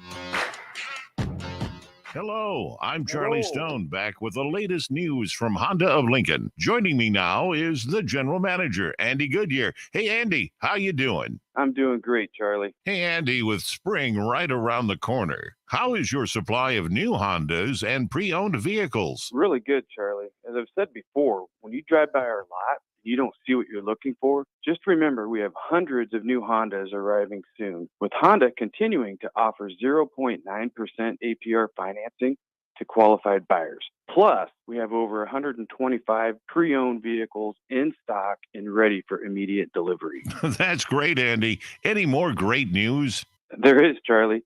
Honda just announced financing from 0.99% APR on certified pre-owned Hondas for qualified buyers. So come experience the Honda of Lincoln way of doing business. 27th and Yankee Hill Road or online at hondaoflincoln.com. Hey, Steve. Welcome to Great Clips. Great Clips asks, what's the difference between good and great? Come on back and have a seat. Good asks you what haircut you'd like. I have all your details from last time. Would you like the same haircut today? Great already knows. With Clip Notes, we save your haircut details so you can get the same thing as last time, every time. Download our online check-in app today. Great Clips. It's gonna be great. Bagels & Joe is ready for the spring with pesto cream cheese, great on any bagel. Try a mint and peach Arnold Palmer while you're there, and don't forget their locally roasted coffee, delicious breakfast burritos, and bagel boxes for the office. Bagels & Joe with 4 Lincoln locations. Southeast Community College has learning centers in Falls City, Hebron, Nebraska City, Plattsmouth, Wahoo, and York so that you can take credit and non-credit classes at a center nearby without having to travel an hour or more to campus. By taking online classes and those at a learning center, you can earn your degree from SEC where and when it's convenient for you, all at a cost that won't stand in the way of your education. Learn more about SCC's learning centers at southeast.edu/learning centers. SCC, your path to possible. Sandhills Global is hiring. Check out sandhills.jobs for more information. Sandhills is looking to fill hundreds of new openings in sales, traveling support, software development, web design, and more. Sandhills has a professional culture and is fast-paced with a focus on growth, innovation, and leading-edge technologies. Career and internship opportunities are available at our global headquarters in Lincoln, Nebraska. Apply today at sandhills.jobs. Need to send a message? Send it with cake. Congratulations. Here's a congratulations chocolate rum cake from Beatrice Bakery. Thank you? Say thank you with an amaretto cake. I'm sorry that I accidentally hit your mailbox with my car as I was backing out of the driveway and then continued right into your prized petunias. You say that with a lemon drop cake. Everybody knows that.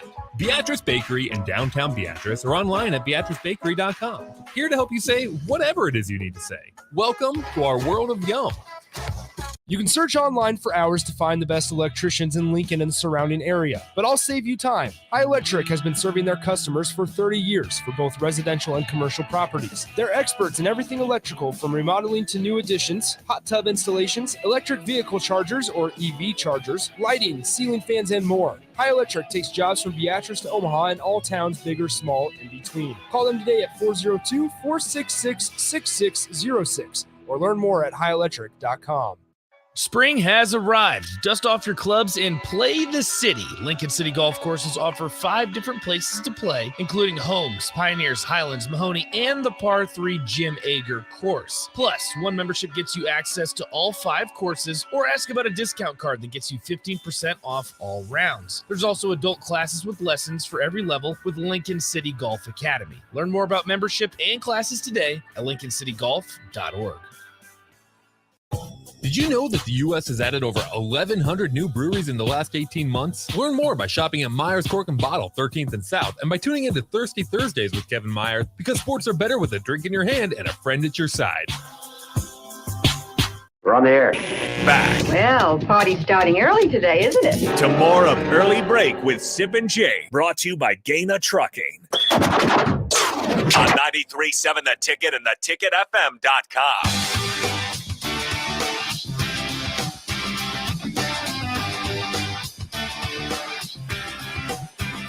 Is anybody out there involved in an NIL club in Omaha? That's what it sounds like's going on, Sip. No, it is going on. Yeah, I know. Tom Chattel wrote over the weekend for the Omaha World Herald about, okay, we all know that, there's a lot of money going different places for NIL, but how much is going where, who's getting all the NIL money. Apparently up in Omaha, there are NIL clubs that do have an initiation fee to get in, that you can meet with players and or coaches once a month if you are in these NIL clubs. This is a club. I think it's just one club. Okay. This is a group that formed to support NIL, name, image, and likeness. It comes, according to Tom, with a hefty membership fee, $5,000. Mm-hmm. $5,000. The group will meet once a month during the season. The head coach, assistants, and starting players will make appearances according to Tom. $5,000 to meet with, you might get Frosty 1 week, Chenander 1 week. You'll get starters. You can get Casey Thompson, whoever. Tom writes that he should note that the aforementioned group had an initial blast of 75 members. That is $375,000 up front. This all goes to the players, by the way. None of this money is going to coaches. Okay. It all goes to the players. That is, it's a money-raising avenue. He said 5 or 6 more of these Nebraska football groups are expected to pop up around Lincoln and Omaha. He thinks it could grow to 12 soon. These are called pods, according to Tom. Pods. We have collectives that are worth millions that go out to current players, transfers, and future stars. And then, of course, these are pods. So, yeah, I mean, you got to think about it. You fork over $5,000. $5,000 is pretty hefty. And you'd meet, who knows where you'd meet, but weekly you would meet and get the inside scoop and be able to question and shoot the breeze with, probably Frost 1 week, could be any of the assistants, and or a starting player or a critical player. You'd probably get, I'm just thinking out loud. I mean, if I were running it, you'd want to send Casey up there, Thompson. Well, yeah. You'd want to send on that to stay on offense. Maybe send Casey up after a good performance. Yeah. I don't think it's, do they know who's going to go up there beforehand is the thing. What if it's meeting on a Monday following a rough loss? Come on. Don't always take it to the negative. I think of all the ways. Obviously, if you guys got a great game, send them up there. Hey, man, great job today. What was the scoop? What happened? But maybe if you lose, you send the coach. Right.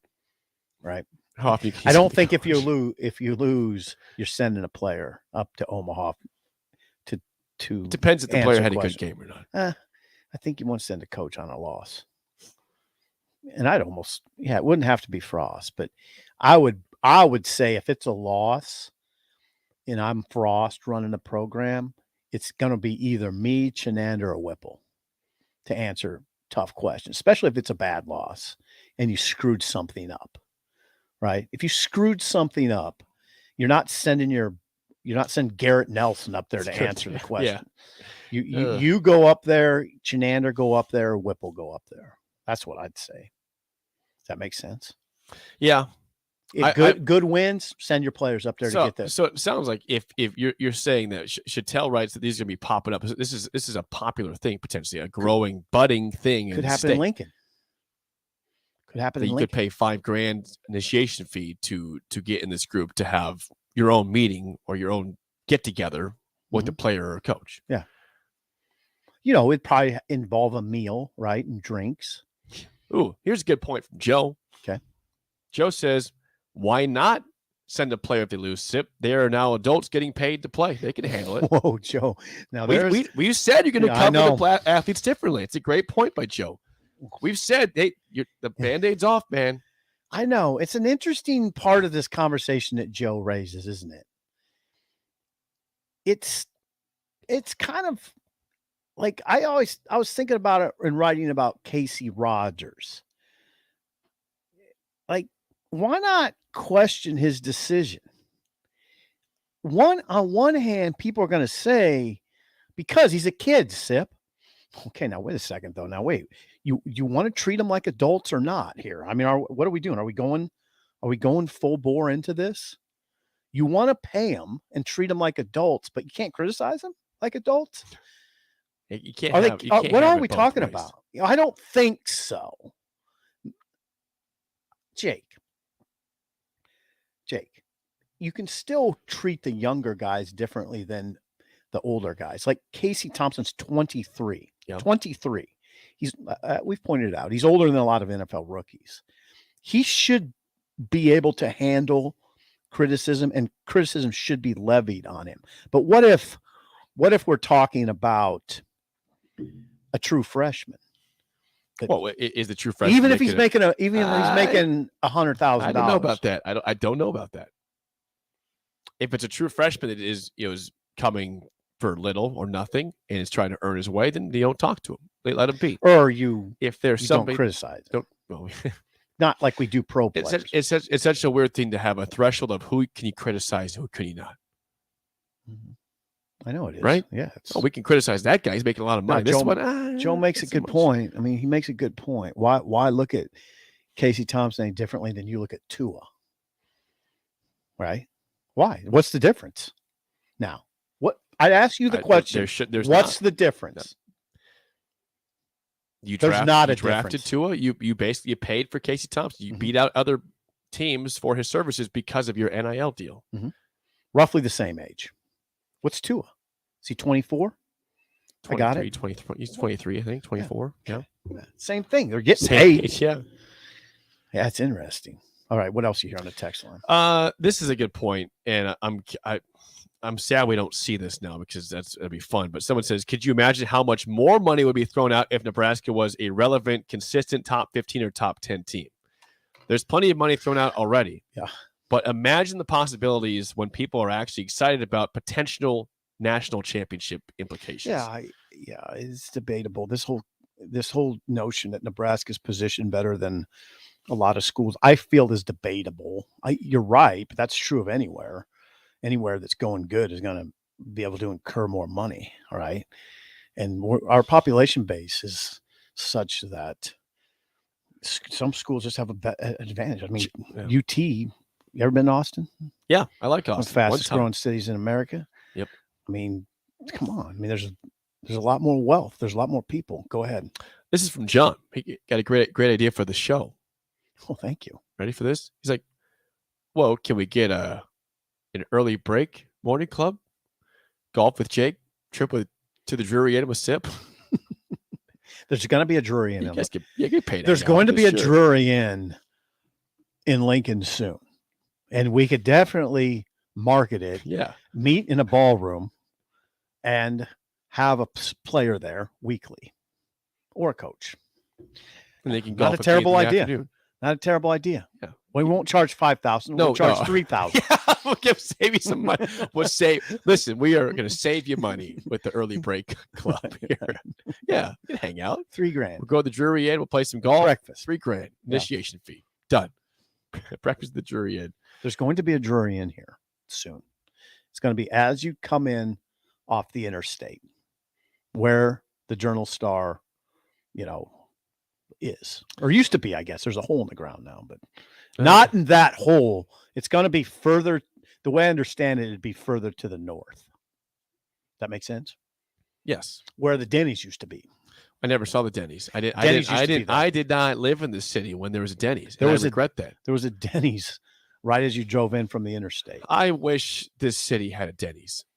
Yeah, they're different. Why is it not here anymore? I don't know. How could somebody not open a Denny's again? At one point, there were 2. Right. There should be like 7. There shouldn't be 7. I mean, I'm all for the local breakfast place. No. There's no place that has 7 Denny's. I don't think you'd find any town, city in America. No. I have maybe 5. But come on. I'd like a morning Grand Slam.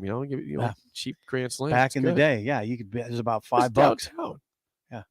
Why did it go away? I'm going to call corporate and talk and see what happened to the Denny's. Bring it back. You are Denny. Yeah. What else you hearing from the text line? If we did our early break club, someone says you could sing some Waylon Jennings songs for the group. Maybe I could. If you're paying $3,000, I'll do whatever you want me to do. I'll see whatever you want me to do. No, I will not do whatever you want me to. Well, but to a certain extent. What Waylon Jennings songs? Yeah, that would seem inbounds to me. All right, let's play the game show. How about that? Give us a call right now at 402-464-5685. Your chance to win a business box of bagels. 2 bagels and Joe today. I was going to talk about the segment about a fight in this. There was people throwing garbage at the Guardians outfielders from the Yankees on Saturday. So this is going to be a Saw tie the into that. video. Saw the Yeah. video. Disturbing. It was disturbing. Major League Baseball players. What teams do these players currently play for? This is not from the 70s or the 80s. These are current day players. Great. So no Carlton Fisk's Okay. Raleigh Fingers guesses. Greg Luzinski. It's not going to be an answer today. Lenny Dykstra. No, not going to be a question. Toby Hara. Major League Do you know who Baseball Toby players. Hara I've heard played that for? name. Yeah. No. Go with the Rangers. Phillies. I was going to go Phillies. 464-5685. Shut Up Sipple starts right now. We've all been there. You're listening to the radio, and then that rage starts to grow inside of you. It starts to consume you. It gets to a point where you just want to yell, "Shut up, Sipple!" No, sorry. I'm sorry. Well, here's your chance. It's time to shut up, Sipple. Call now to play. 464-5685. Shut up, Sipple. Brought to you by Bagels and Joe. All right, 464-5685. Call the Takedown Sip and Trivia. I'm going to guess he does not feel too great about Major League Baseball players. Am I right on that, Sip? You're exactly right. Current ones, that is. Current, yeah. So the record is 75-83. I'm on a 2-game heater, and Kirk's on the line. Kirk, how do you feel about Major League Baseball players? I actually feel pretty good on this topic. Okay, Kirk. That's good, Kirk. Thanks for calling on a Monday. All right, Kirk, first question goes to you. What team does first baseman Pete Alonso play for? Pete Alonso. I'm going to go with the New York Mets. And you would be correct. New York Mets is correct. Pete Alonso. Would you have that one? Yeah, hard hitting. You were going to have that one? Hard He hitting. is a hard hitter. Yeah, stocky dude. Yeah, home run Yep, hitter. yep. All right, Sip for the tie. Your first question. What team does third baseman Manny Machado play for? Well, that's an interesting one. It used to be a team in Baltimore, and now it's the Padres. Big baseball guy over here. Yeah. That's correct. Former Oriole, now a Padre. All right, Kirk, for the lead, your last question tied at 1. What team does Frankie Montas pitch for? Starting pitcher. He was Montas. He's with the Oakland A's. Oakland A's. That's correct. 2-1 lead. Sip for the tie. Your last question. What team does Shane Bieber pitch for? Ooh. Bieber fever. Shane Bieber. That's right. It's spelled like Justin Bieber. Same spelling. Bieber. Seattle. Is it the Mariners? That would be the ace pitcher for the Cleveland Guardians. So, Kirk, congrats. We get you bagels. Thanks for calling in, and call in down the road. All righty. Will do. Thank you. Good All right. win today Thank you, Kirk. for Kirk. So he gets what? He gets a business box of bagels, which we will deliver to him from Eagle Delivery, the official courier of 93.7 The Ticket. That sounds good right now. Bagels? Yes. A warm bagel with what kind of cream cheese do you prefer? Yeah, that's a good question. So I'm not a big cream cheese guy. I'm just not. You know, I like the apple. You got to realize Applewood. my life. I don't do much toppings at all. I got made fun of Saturday. Okay, you want to hear why? I'm up in Sioux City. Yes, I do. Ready for this? Yes. So we decided to go walk 9 holes before our tournament in Sioux City. Walk it? Because we want to get a little exercise. We wanted to face the gale force winds before we actually played the tournament. You know, try to prepare yourself. So I come back from that for lunch at the house where we're staying at my brother Taylor and Brooks' house in Sioux City. So you come back for lunch. Right. Nice warm house. Right. Well, it was warm Saturday. So this is Saturday, not Okay. Sunday. It was warm Saturday. But, you know, we're trying to make a sandwich before we go play. And It was my brother-in-law, my sister-in-law, and my wife. They all made fun of me. Well, actually, Taylor did not. He said, no, it's fine. The ladies made fun of me saying, your sandwich is so boring. I mean, here's what I did. I just took a hunk of turkey and put it on the sandwich and ate it. Wait a second. You're kidding me. Because we've talked in this show. You have not. You take 10 minutes to make a sandwich. I do. I take 10 seconds. I pull out turkey. I put it on bread. No mayo. I eat it. I don't need the toppings. No mayo? It's all about not even mayo. Protein. No, I don't put mayo on the sandwich. I hate mayo. What? No lettuce to make it a little crunchier. I could, but I don't need to put the extra time to put lettuce on it. I just want to eat. This is a quick sandwich. Why don't you just slap some cheese on there? I don't like cheese. I'm not as picky as I sound. And I would put more stuff on the sandwich if I wanted to make it like a good scent sandwich. Oh, give me my lettuce and my onion and my vinegar and oil. But I'm not going to go bake that at my house. I just want to eat something quick. I'm just here for substance. What'd you have to drink with it? Milk? I think I had some water. Jeez. I had beer later. I mean, gosh, that sounds like a prison lunch. Well, I had a good sized breakfast. We had bacon and eggs. Did you go to prison over the weekend? No. That was I had a brat at the course. I mean, come on. That sounds good. I didn't ask you about the food. I had a brat yesterday too. I had 2 brats. It's great. Green Valley. How were the brats? They were actually really good. That sounds good. It was super good. That sounds good. Yeah, it was really good. Should have asked you, what'd you have with the brats? I put ketchup on it. I know. Did you have fries? There was potato salad. Okay. It was a meal that the players of the tournament were able to just go after the round or during at the turn before they went to the back night and go get your meal. Sounds great. So I had I haven't had a brat in a long time. Oh, you should have a brat. Yeah. It's brat season. It's summer. It's it's brat time. Grilling season. Yeah. Grilling season's here. All right. So what do we got next? We're gonna have the spillover next. Yep, we should. I saw DP walk in. I have some NBA questions. NBA questions. Yeah, I have some NBA questions. I hope DP is listening. I have an NBA one in particular. I mean, there are some teams that faltered miserably on their home court. Brooklyn, Atlanta, Chicago. Yep. Wow. Just faltered miserably. Yeah. And you ask the question now, is Kevin Durant the best player in the world? Could you possibly say that after this series? After Boston's just shut him down? They have shut him down. I don't know if you can say he's the best Those player. questions are answered next on Early Break on the Ticket.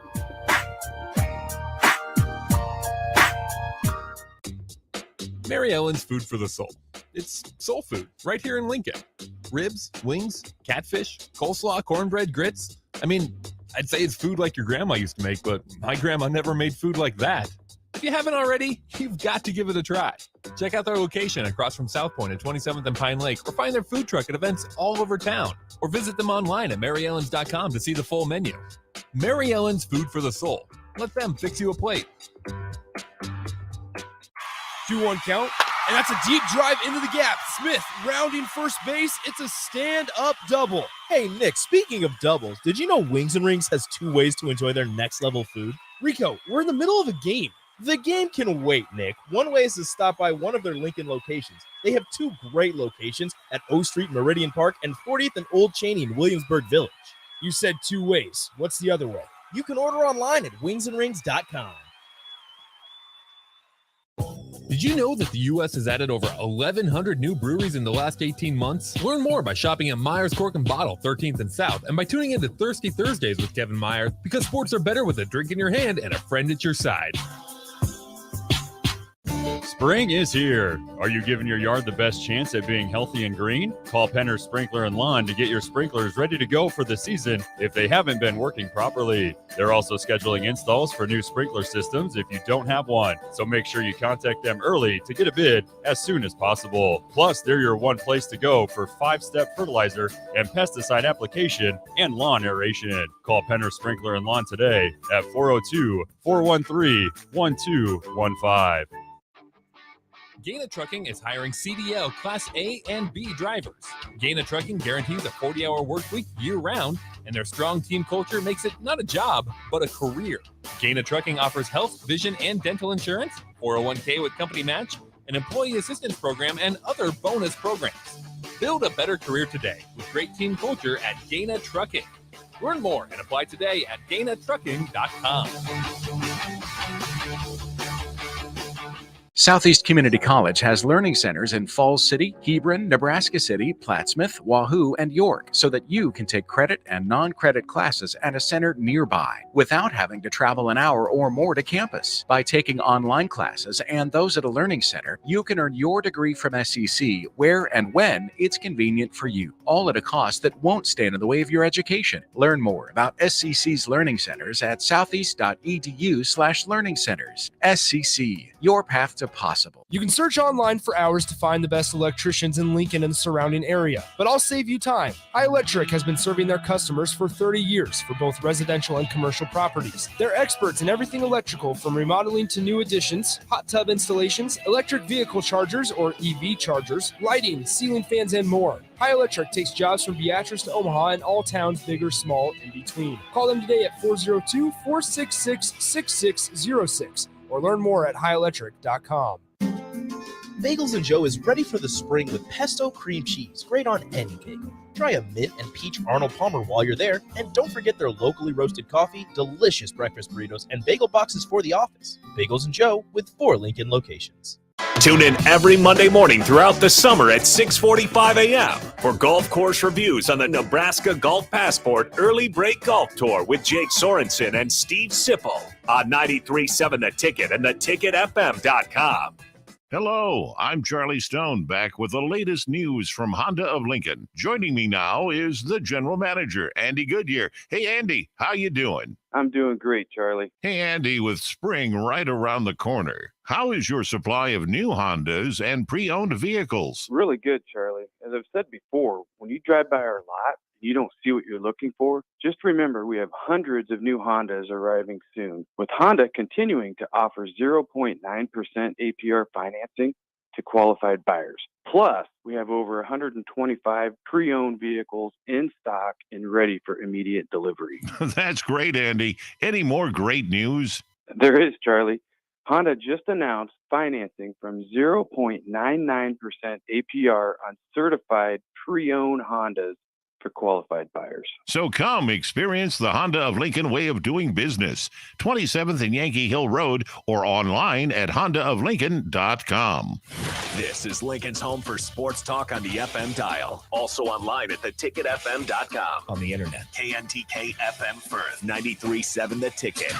This I tend to come home and just start ravaging food like a coyote. is Early Break with Sip and Jake. Weekday mornings from 6 to 8 on 93.7 The Ticket and theticketfm.com.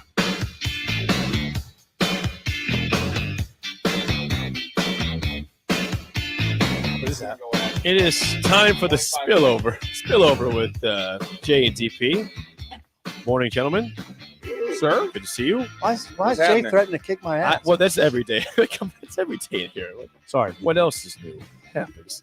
Okay, question. You had questions you wanted to ask Jay and DP regarding the NBA playoffs. Are we finding out that Nash isn't all that good of a head coach? Is that what we're finding out? Because he's getting taken to the woodshed by the Boston head coach. He's brand new. Well, he's a new coach. Well, why hire a new coach then? Look, I've been talking about this for a while. Owners hire people to be the head coach that they want to hang out with. Like, there are too many coaches who got a job because it's who the people who the decision makers want to hang out, have beer with, get on a plane with, play golf with. All about it looks good, it sounds good. It checks the marks. Yeah, it checks the boxes, but it's got nothing. He's a brand new coach. Well, I mean, he's never. Is he doing a good job with that team? No. Okay, that's it. I mean, it's hard. Thank you. That's what I was getting. I mean, to double down on what DP says, generally people hire, and this has been it's a problem, and that's why you have the Rooney Rule and issues with coaching for hiring minorities or women, right? And so they're generally going to hire people that they're comfortable with. They're generally going to hire people that checks all the like let's just say media boxes. Not, and this is nothing against media, but like the resume stuff, right? So Steve Nash was on the staff when Golden State had Kevin Durant, right? Okay. So he was kind of familiar, a consultant, or he was he did a lot of stuff, but he wasn't driving the bus. That was Steve Kerr, right? Mm-hmm. And then you see names that get passed by for that job, Mark Jackson, all these guys. You get what I'm saying? Mm-hmm. That have experience, have won. Mark Jackson set forth the culture of Golden State before Steve Kerr took it to the stratosphere. It's kind of like Tony Dungy before John Gruden got there. Should be the next Lakers coach, by the way, Mark Jackson. He should have been hired like 8 years ago. Well, what happens is, and this is in defense of Steve Nash, he was a phenomenal player. I think he's actually a really, really good communicator. So it was kind of like, okay, well, he has a personal relationship with KD. So that's how you kind of get KD. One of the biggest problems that he has, that Kyrie's on the team. Phenomenal talent, doesn't like to work. Likes to get paid, doesn't like to work. Chooses when he wants to do stuff and be a part of the team. So in his defense, now you're in money time, right? Now you're playing. Well, you're in the playoffs here. You're not playing on a Tuesday night where guys are, come in on Sunday and yeah, it's a conference game, but you got 4 more. You're playing to keep going. So now they know your weaknesses, and then they don't have the continuity, right?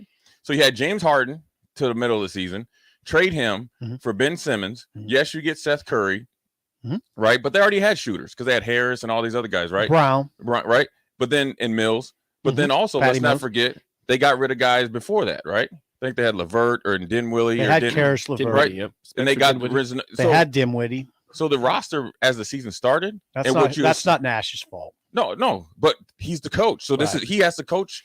It's constant in and out. They're down 3-0. Right. They're a 7th seed. They have KD and Irving. They shouldn't even be a 7th seed.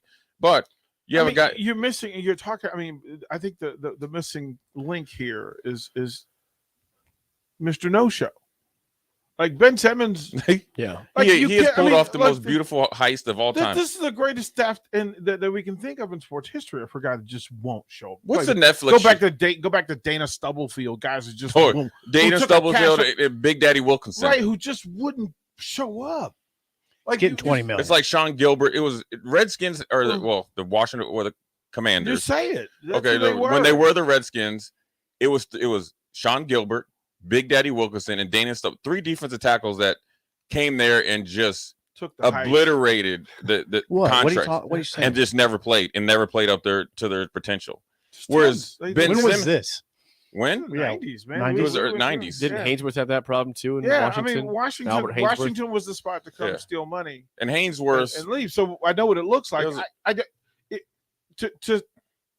To Nash's defense story, not defense, but story, is that it takes 3 in this particular level of NBA play, especially with the Celtics. Takes 3 players. Well, so what they got, what they have is a 6'9" all-league defender, top 10 facilitator who isn't playing. Doesn't want to play. Like, he's not playing. Doesn't not even say, "Hey, I'm going to try to play." He's not even different. He's not even trying to play, and then he'd be like, "Okay, now we see you can't play." He ain't trying to play. He wasn't trying to play in Philly. Didn't want to play. Didn't want to shoot. So you didn't want to play. I mean, you go to training camp and decide, all right, I'm not going. I mean, you got to at some point in time, you got to pick what your excuse is. And whoever made this, I mean, you make the decision to get rid of Harden, but this is a different series with Harden on the Nets. This is the guy. Series. Harden was there all training camp. It's interesting, deal. Jake. It's interesting. And then they're down 3. Hold up. Then hold up. Before we move on, let's peel this back. Harden wanted to leave because of Kyrie. Didn't want to come to work. So you had your big 3, right? You had KD and Harden, who have a long relationship long before Kyrie and coming to Brooklyn. They came in together. Thunder. Right? Thunder. KD was the franchise guy. Harden kind of came up, and then obviously, right? So they have a personal relationship to play with each other. Then you're up there and you're getting ready for the season. We're trying to do whatever we need to do. Everybody's taking a lesser role to make this work, and one guy's not coming to work. Okay, I need to leave. Now we're bringing in Ben Simmons, who actually brings a different dynamic that they need. Defender, a two-way player, doesn't need to score like Harden, right? To take the pressure off of Kyrie. Yeah. And KD. And KD. Then you bring in a shooter that kind of makes up for Ben Simmons to go along with your other shooters, right? Ben Simmons gets here, supposed to play in game 4. All of a sudden, my back hurts when it comes because we're down 3-0. I guarantee you if it's 2-1, I'm sure he's going to play. Now, here's where I'll dig into Steve Nash, though. When you watch the last game, I did. I watched the entire. He finally played Blake Griffin. Yeah. That lets you know that's the only game he played. Yep. Right. He sat the first 3. Yeah. And he gave Sat Tatum the some first problems. 2. I'm sorry. Sat the first 2. Yeah. So that's a coaching mistake on him. Yeah. He's not getting enough out of them. Now I give Boston credit because we knew they played hellacious defense, and they're playing hellacious defense. They've taken KD out. I mean, KD. This is how many turnovers did he have on Saturday night? 5, 6. He looks lost. I've never seen KD look lost. No, but there's okay. DP, he looks lost. So we Jay and I had this conversation a week ago where there were 2 conversations. One was in watching the Lakers Showtime thing where they talked about on HBO the Celtics and what happens in that space when you play in Boston and what happens and what's allowed. And the second thing was talking about Iverson and the crossover where they identify that the officials weren't happy with Iverson. So they made a point to take Iverson out of his game by calling a crossover that they hadn't called all season long. What they call palming? Yeah, they call Carry it for like carry. 2 games in a row. So put this into play that the game 1 and game 2 in Boston, Kevin Durant is met at half court with an elbow shiver, and then when he gets to the top of the key, he's met with a knee to the back of the hamstring. Neither one's called, not going to be called. For 11 consecutive trips down the floor, offensive trips down the floor, Durant was met by, and without the ball, as he ran across midcourt, elbow, forearm, knee to the back. No call. No call. Nothing. Once KD knows that they are going to let it happen, he's got to fall in and then try to adjust and change his game. But you don't ask KD to change his game. It's magnificent. What he's dealing with now is getting beat up. He's slight. It's being He's loud. slight. It's being allowed in broad daylight. That's how you beat him. He has legs of a wasp. Right? Legs of a wasp. So That's once you understand that they're Arms going to too. let Boston do what they do, this is the Nets humbling. This is a purposeful league-wide humbling. On top of Kyrie. Dig what this is. Pay attention to it. Why though? Because you why do they want the Nets humble? Because Kyrie? you got KD who says what he wants. Obstinate. See, be careful. I'm not going to put that on him. I don't even know what that means. Jake, you know what that means? He's honest. I understand. I don't know what that is. You don't want. They Where's my phone? don't want him speaking out to things as are happening. He's close to Kyrie, obstinate. He's a grown man playing basketball. They don't like what he says. Okay, as I said, they don't like what he just. I've been telling you, they don't like what he said. They don't like what Kyrie's put them into. Oh, Kyrie. They don't like Ben Simmons being the Playboy Kardashian side piece, sideshow, and not producing on the court. So what does the league do? You've got Boston sitting over doing everything that should be done as the league wants it done. Mm-hmm. The league understands the value of having the Celtics being good again in the playoffs. Let him play. So guess what? This is what you get. Well, Yeah. I mean, that's a little bit on KD, though. that's- That's a little bit on KD. That's not on KD. That's That's really, a factor. It's a little really, bit of you a don't factor. do. See, let me say Yeah, this. DP. Let me say this about Zip. You don't do this to everybody. You don't do that to everybody, and that's a little curious to me. I like KD. Some people. He's would my say- favorite player. Some people would then speak to him about him as you would to his face. What would you say to Kevin Durant? I'd Would say you- maybe would play, you- maybe would- toe the line a little bit for your teammates. He is. He's been fighting all along.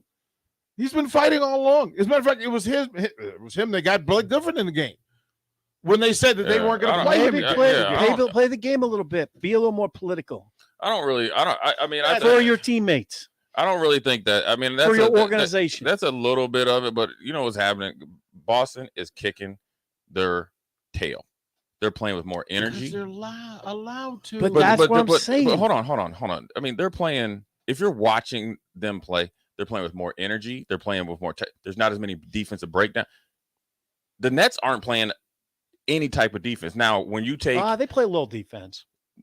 Because not Boston defense, but you're they play right. a little defense. Well, if you're getting defense, if you're having obvious defensive breakdowns, Yeah, Boston was getting to the rim way too easy. Right. So, but if you're not playing LaMarcus Aldridge and Blake Griffin, that's where it's at. So what that does is it put more pressure on KD because you can't really trust Kyrie to be there for 7 games, right? Yeah. So now you're wearing down KD and you're getting him off his He's worn spots, down. right? But again, the length of Boston can't go physical.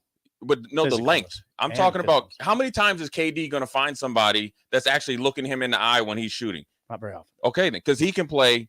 He's a 3-level scorer, 3 mid-range inside. So there's not too many people walking around on the face of this earth that's 7 foot tall, whether KD likes it or not, have a 7'6" wingspan, the quicks to get to the hoop, mid-range game that will kill you, can beat you off the bounce and do all that stuff. But here comes Jason Tatum, here comes Brown, and here comes Williams, and here comes Horford. And Williams and Horford are both over 250, and they're just as quick as KD. Everybody Then you got switches. 2 young stallions right there, and then you don't have any backup. They switch. You get what I'm saying? They switch. So I watch Boston. so they're going and wearing KD down, and other guys that Kyrie's not be able to be there, especially from a defensive standpoint. Then now what you're doing, you're going to depend on Seth Curry to kind of step up to the all-star level. Yeah. Well, that's where Ben Simmons would come in. You know what Ben Simmons would do? The same thing to either Brown or Tatum. But he's sitting there watching on the sideline, looking like a clown with his sunglasses on and having fun. Yeah, Just he collecting wore the 20. clown outfit yesterday. Right. So I mean, it's He's got a bad back. I'm not. I mean, I get where the league there, and it happens in football too. I mean, I've been in a game where the ump said, "You guys ain't going to the playoffs. I'm not calling that." It does happen, but I'm not taking anything away from Boston because Boston. I'm not. They're not backing down. This is mainly a Boston conversation to me. Well, It's a little bit of everything Praise the Celtics. Yeah. For finding their niche. after the All-Star Right. break. And making the adjustment. Yeah. And then all of the players buying into it. Right. Like literally That's everybody huge. on that thing bought into.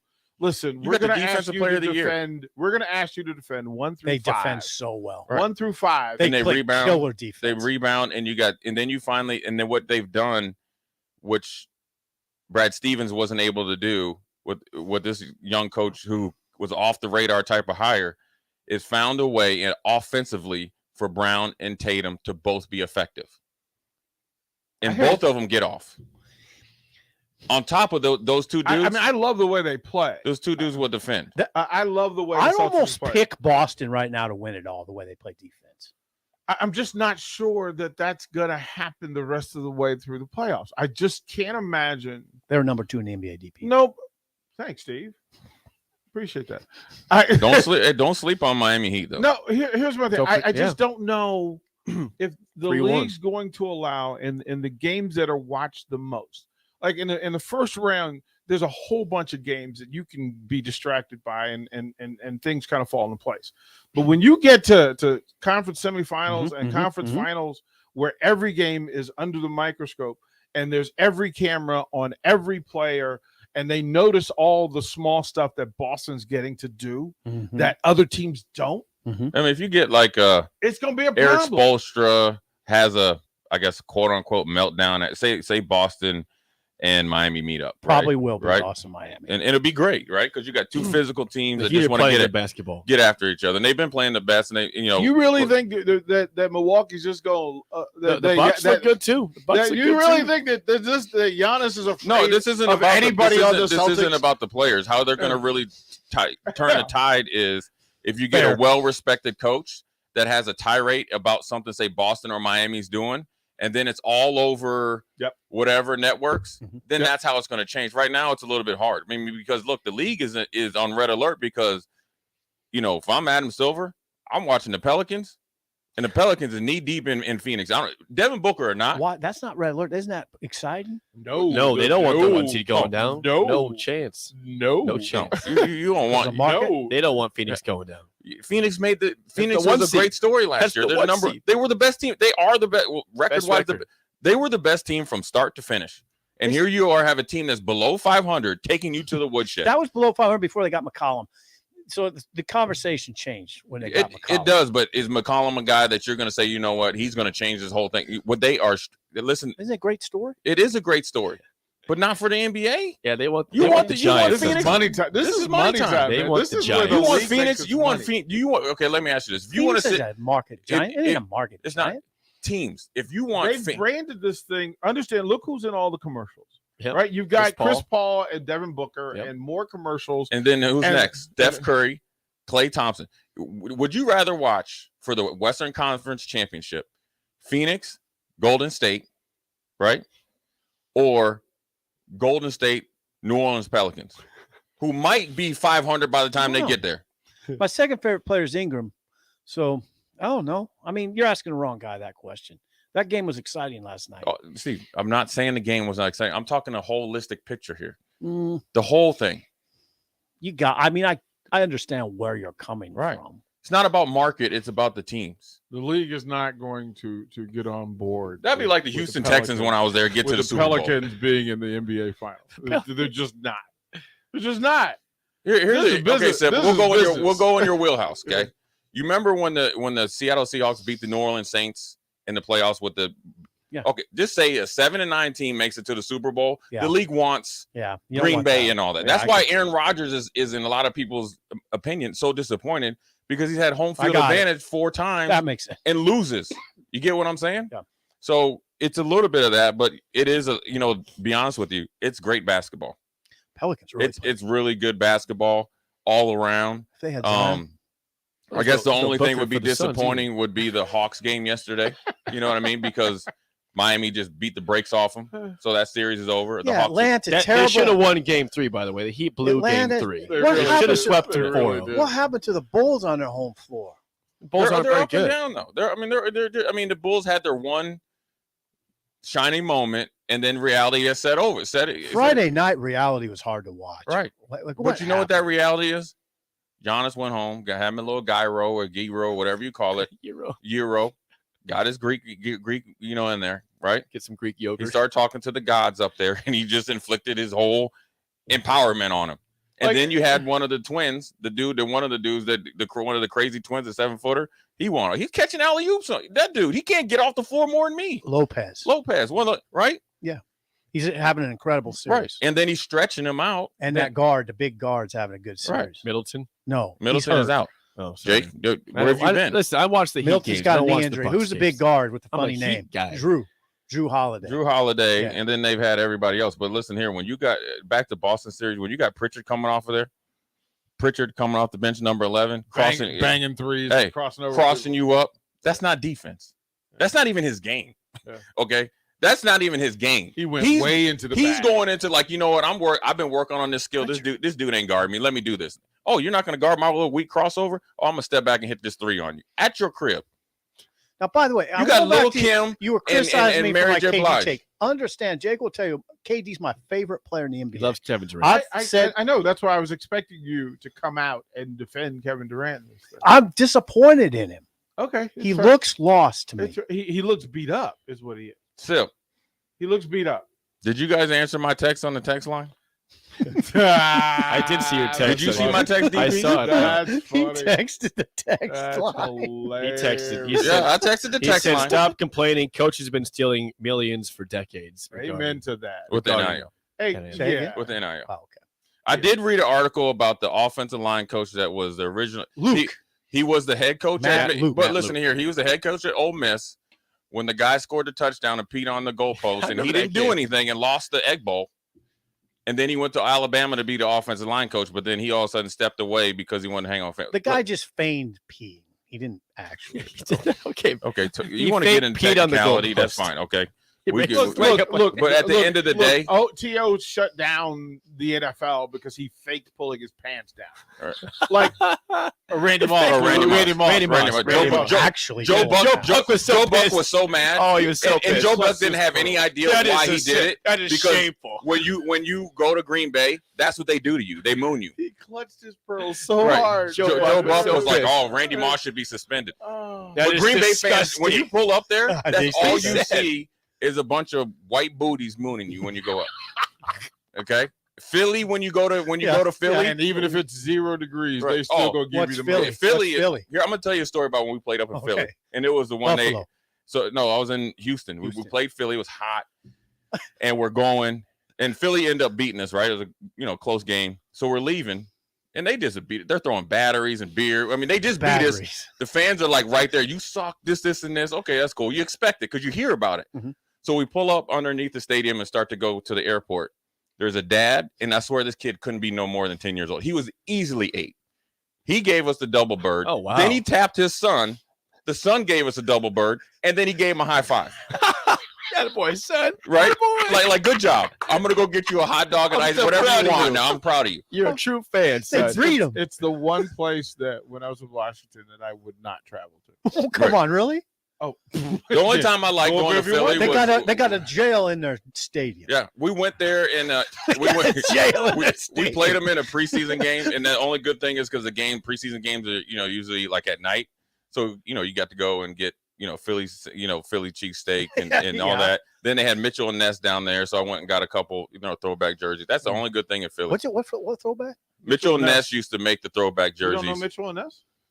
Oh, Jay Foreman. The NIL stuff. Oh, Jay We Foreman. probably need to have an after dark podcast with some Mitchell libations, hieroglyphics, and hieroglyphics. No, the best thing I saw. The best thing I saw. In I'm Philly- talking about So Mitchell and Ness was jerseys. So all the throwback jerseys of players gone, eras gone by, like Jim Brown in the old long Steve Brown jerseys, the Marshalls, the Yeah. Vikings with the long elbow patches and that sort of deal. But let me tell you, the best thing I saw in Philly, which is when I knew I had to leave. Like I could never go back there. It was deemed the body bag game. Oh yeah, Playoffs. with Andre Schrader. Badwaters and all them. Yeah, Dirty Waters, Dirty right? They Waters, went up yeah. there and Philly beat Washington. They were like into submission. We're so bad that the two quarterbacks, Schrader and Rutledge, got knocked out, and Brian Mitchell had to go play quarterback. Oh boy, in the fourth quarter, and they were playoff they were for literally Philly. knocking. Buddy Ryan was like, "Let's see how many people we can knock out." But the thing was, Yeah. standing on the sideline, you hear the crowd. The game was boring. Other than the body being all over the place, but you hear the crowd behind you, and you know that you sense that thing that when it's behind you, that something's going on. And I turn, and there is the greatest grown woman brawl I've ever seen. I've ever seen. And I mean to tell you, it was all Eagles fans, and they were getting after it. I mean, I'm not talking Fighting about each other. I'm not talking about the hair pull fight. This was 4 30-plus-year-old women wearing Eagles jerseys. Hey, bobbing and weaving too. Who are giving the Tyson Fury. work. Whoa. Hey, they were slip jabbing on them too. And the funny thing was uppercuts and- that one of the dudes That's who I'd amazing. imagine was one of their boyfriend's husbands tried to step in and break it up, and mom hit him with a Joe Frazier left hook that dropped him. And you saw all the other dudes just stay away. back. They Stay away. immediately stepped back to watch this thing. And the funny They thing big was, women? no, well, they were. They're just middle. They were middleweight. It was a little bit of everything. Disparity. And it was Yeah, cold. they weren't so flyweights. They're in the big puffy jackets, right? So They're the big going, puffy, they're going. and they're going at it. But to watch security run to it and stop. Like you can see them coming. That's disturbing. They're coming in and they get to the area, and then instead of getting You through, moral of the story: don't ever jump in a cat fight No. because you No. might Stay get out of scratched. Philadelphia. no. Jake, I In don't know short if you sip- can hang in there. I don't think so. In short I sip, don't belong there. NIL isn't perfect, but you gotta work year round though, Yeah. because here's why. What? Now wait a Here- second. We went from Yeah. them fighting at NIL. Well, they're talking about It's 25 after Jake. Yeah, let's leave it there. All right, Let's hold it for tomorrow. Sip's got somewhere to go. Save it for tomorrow. Well, I'm always busy. You know that. Yeah, we'll talk NIL tomorrow. Old school is next. See you. If you need to sell equipment and trucks, Ritchie Brothers' new Lincoln Storage Yard lets you free up space at your property and get local access to all Ritchie Brothers auctions.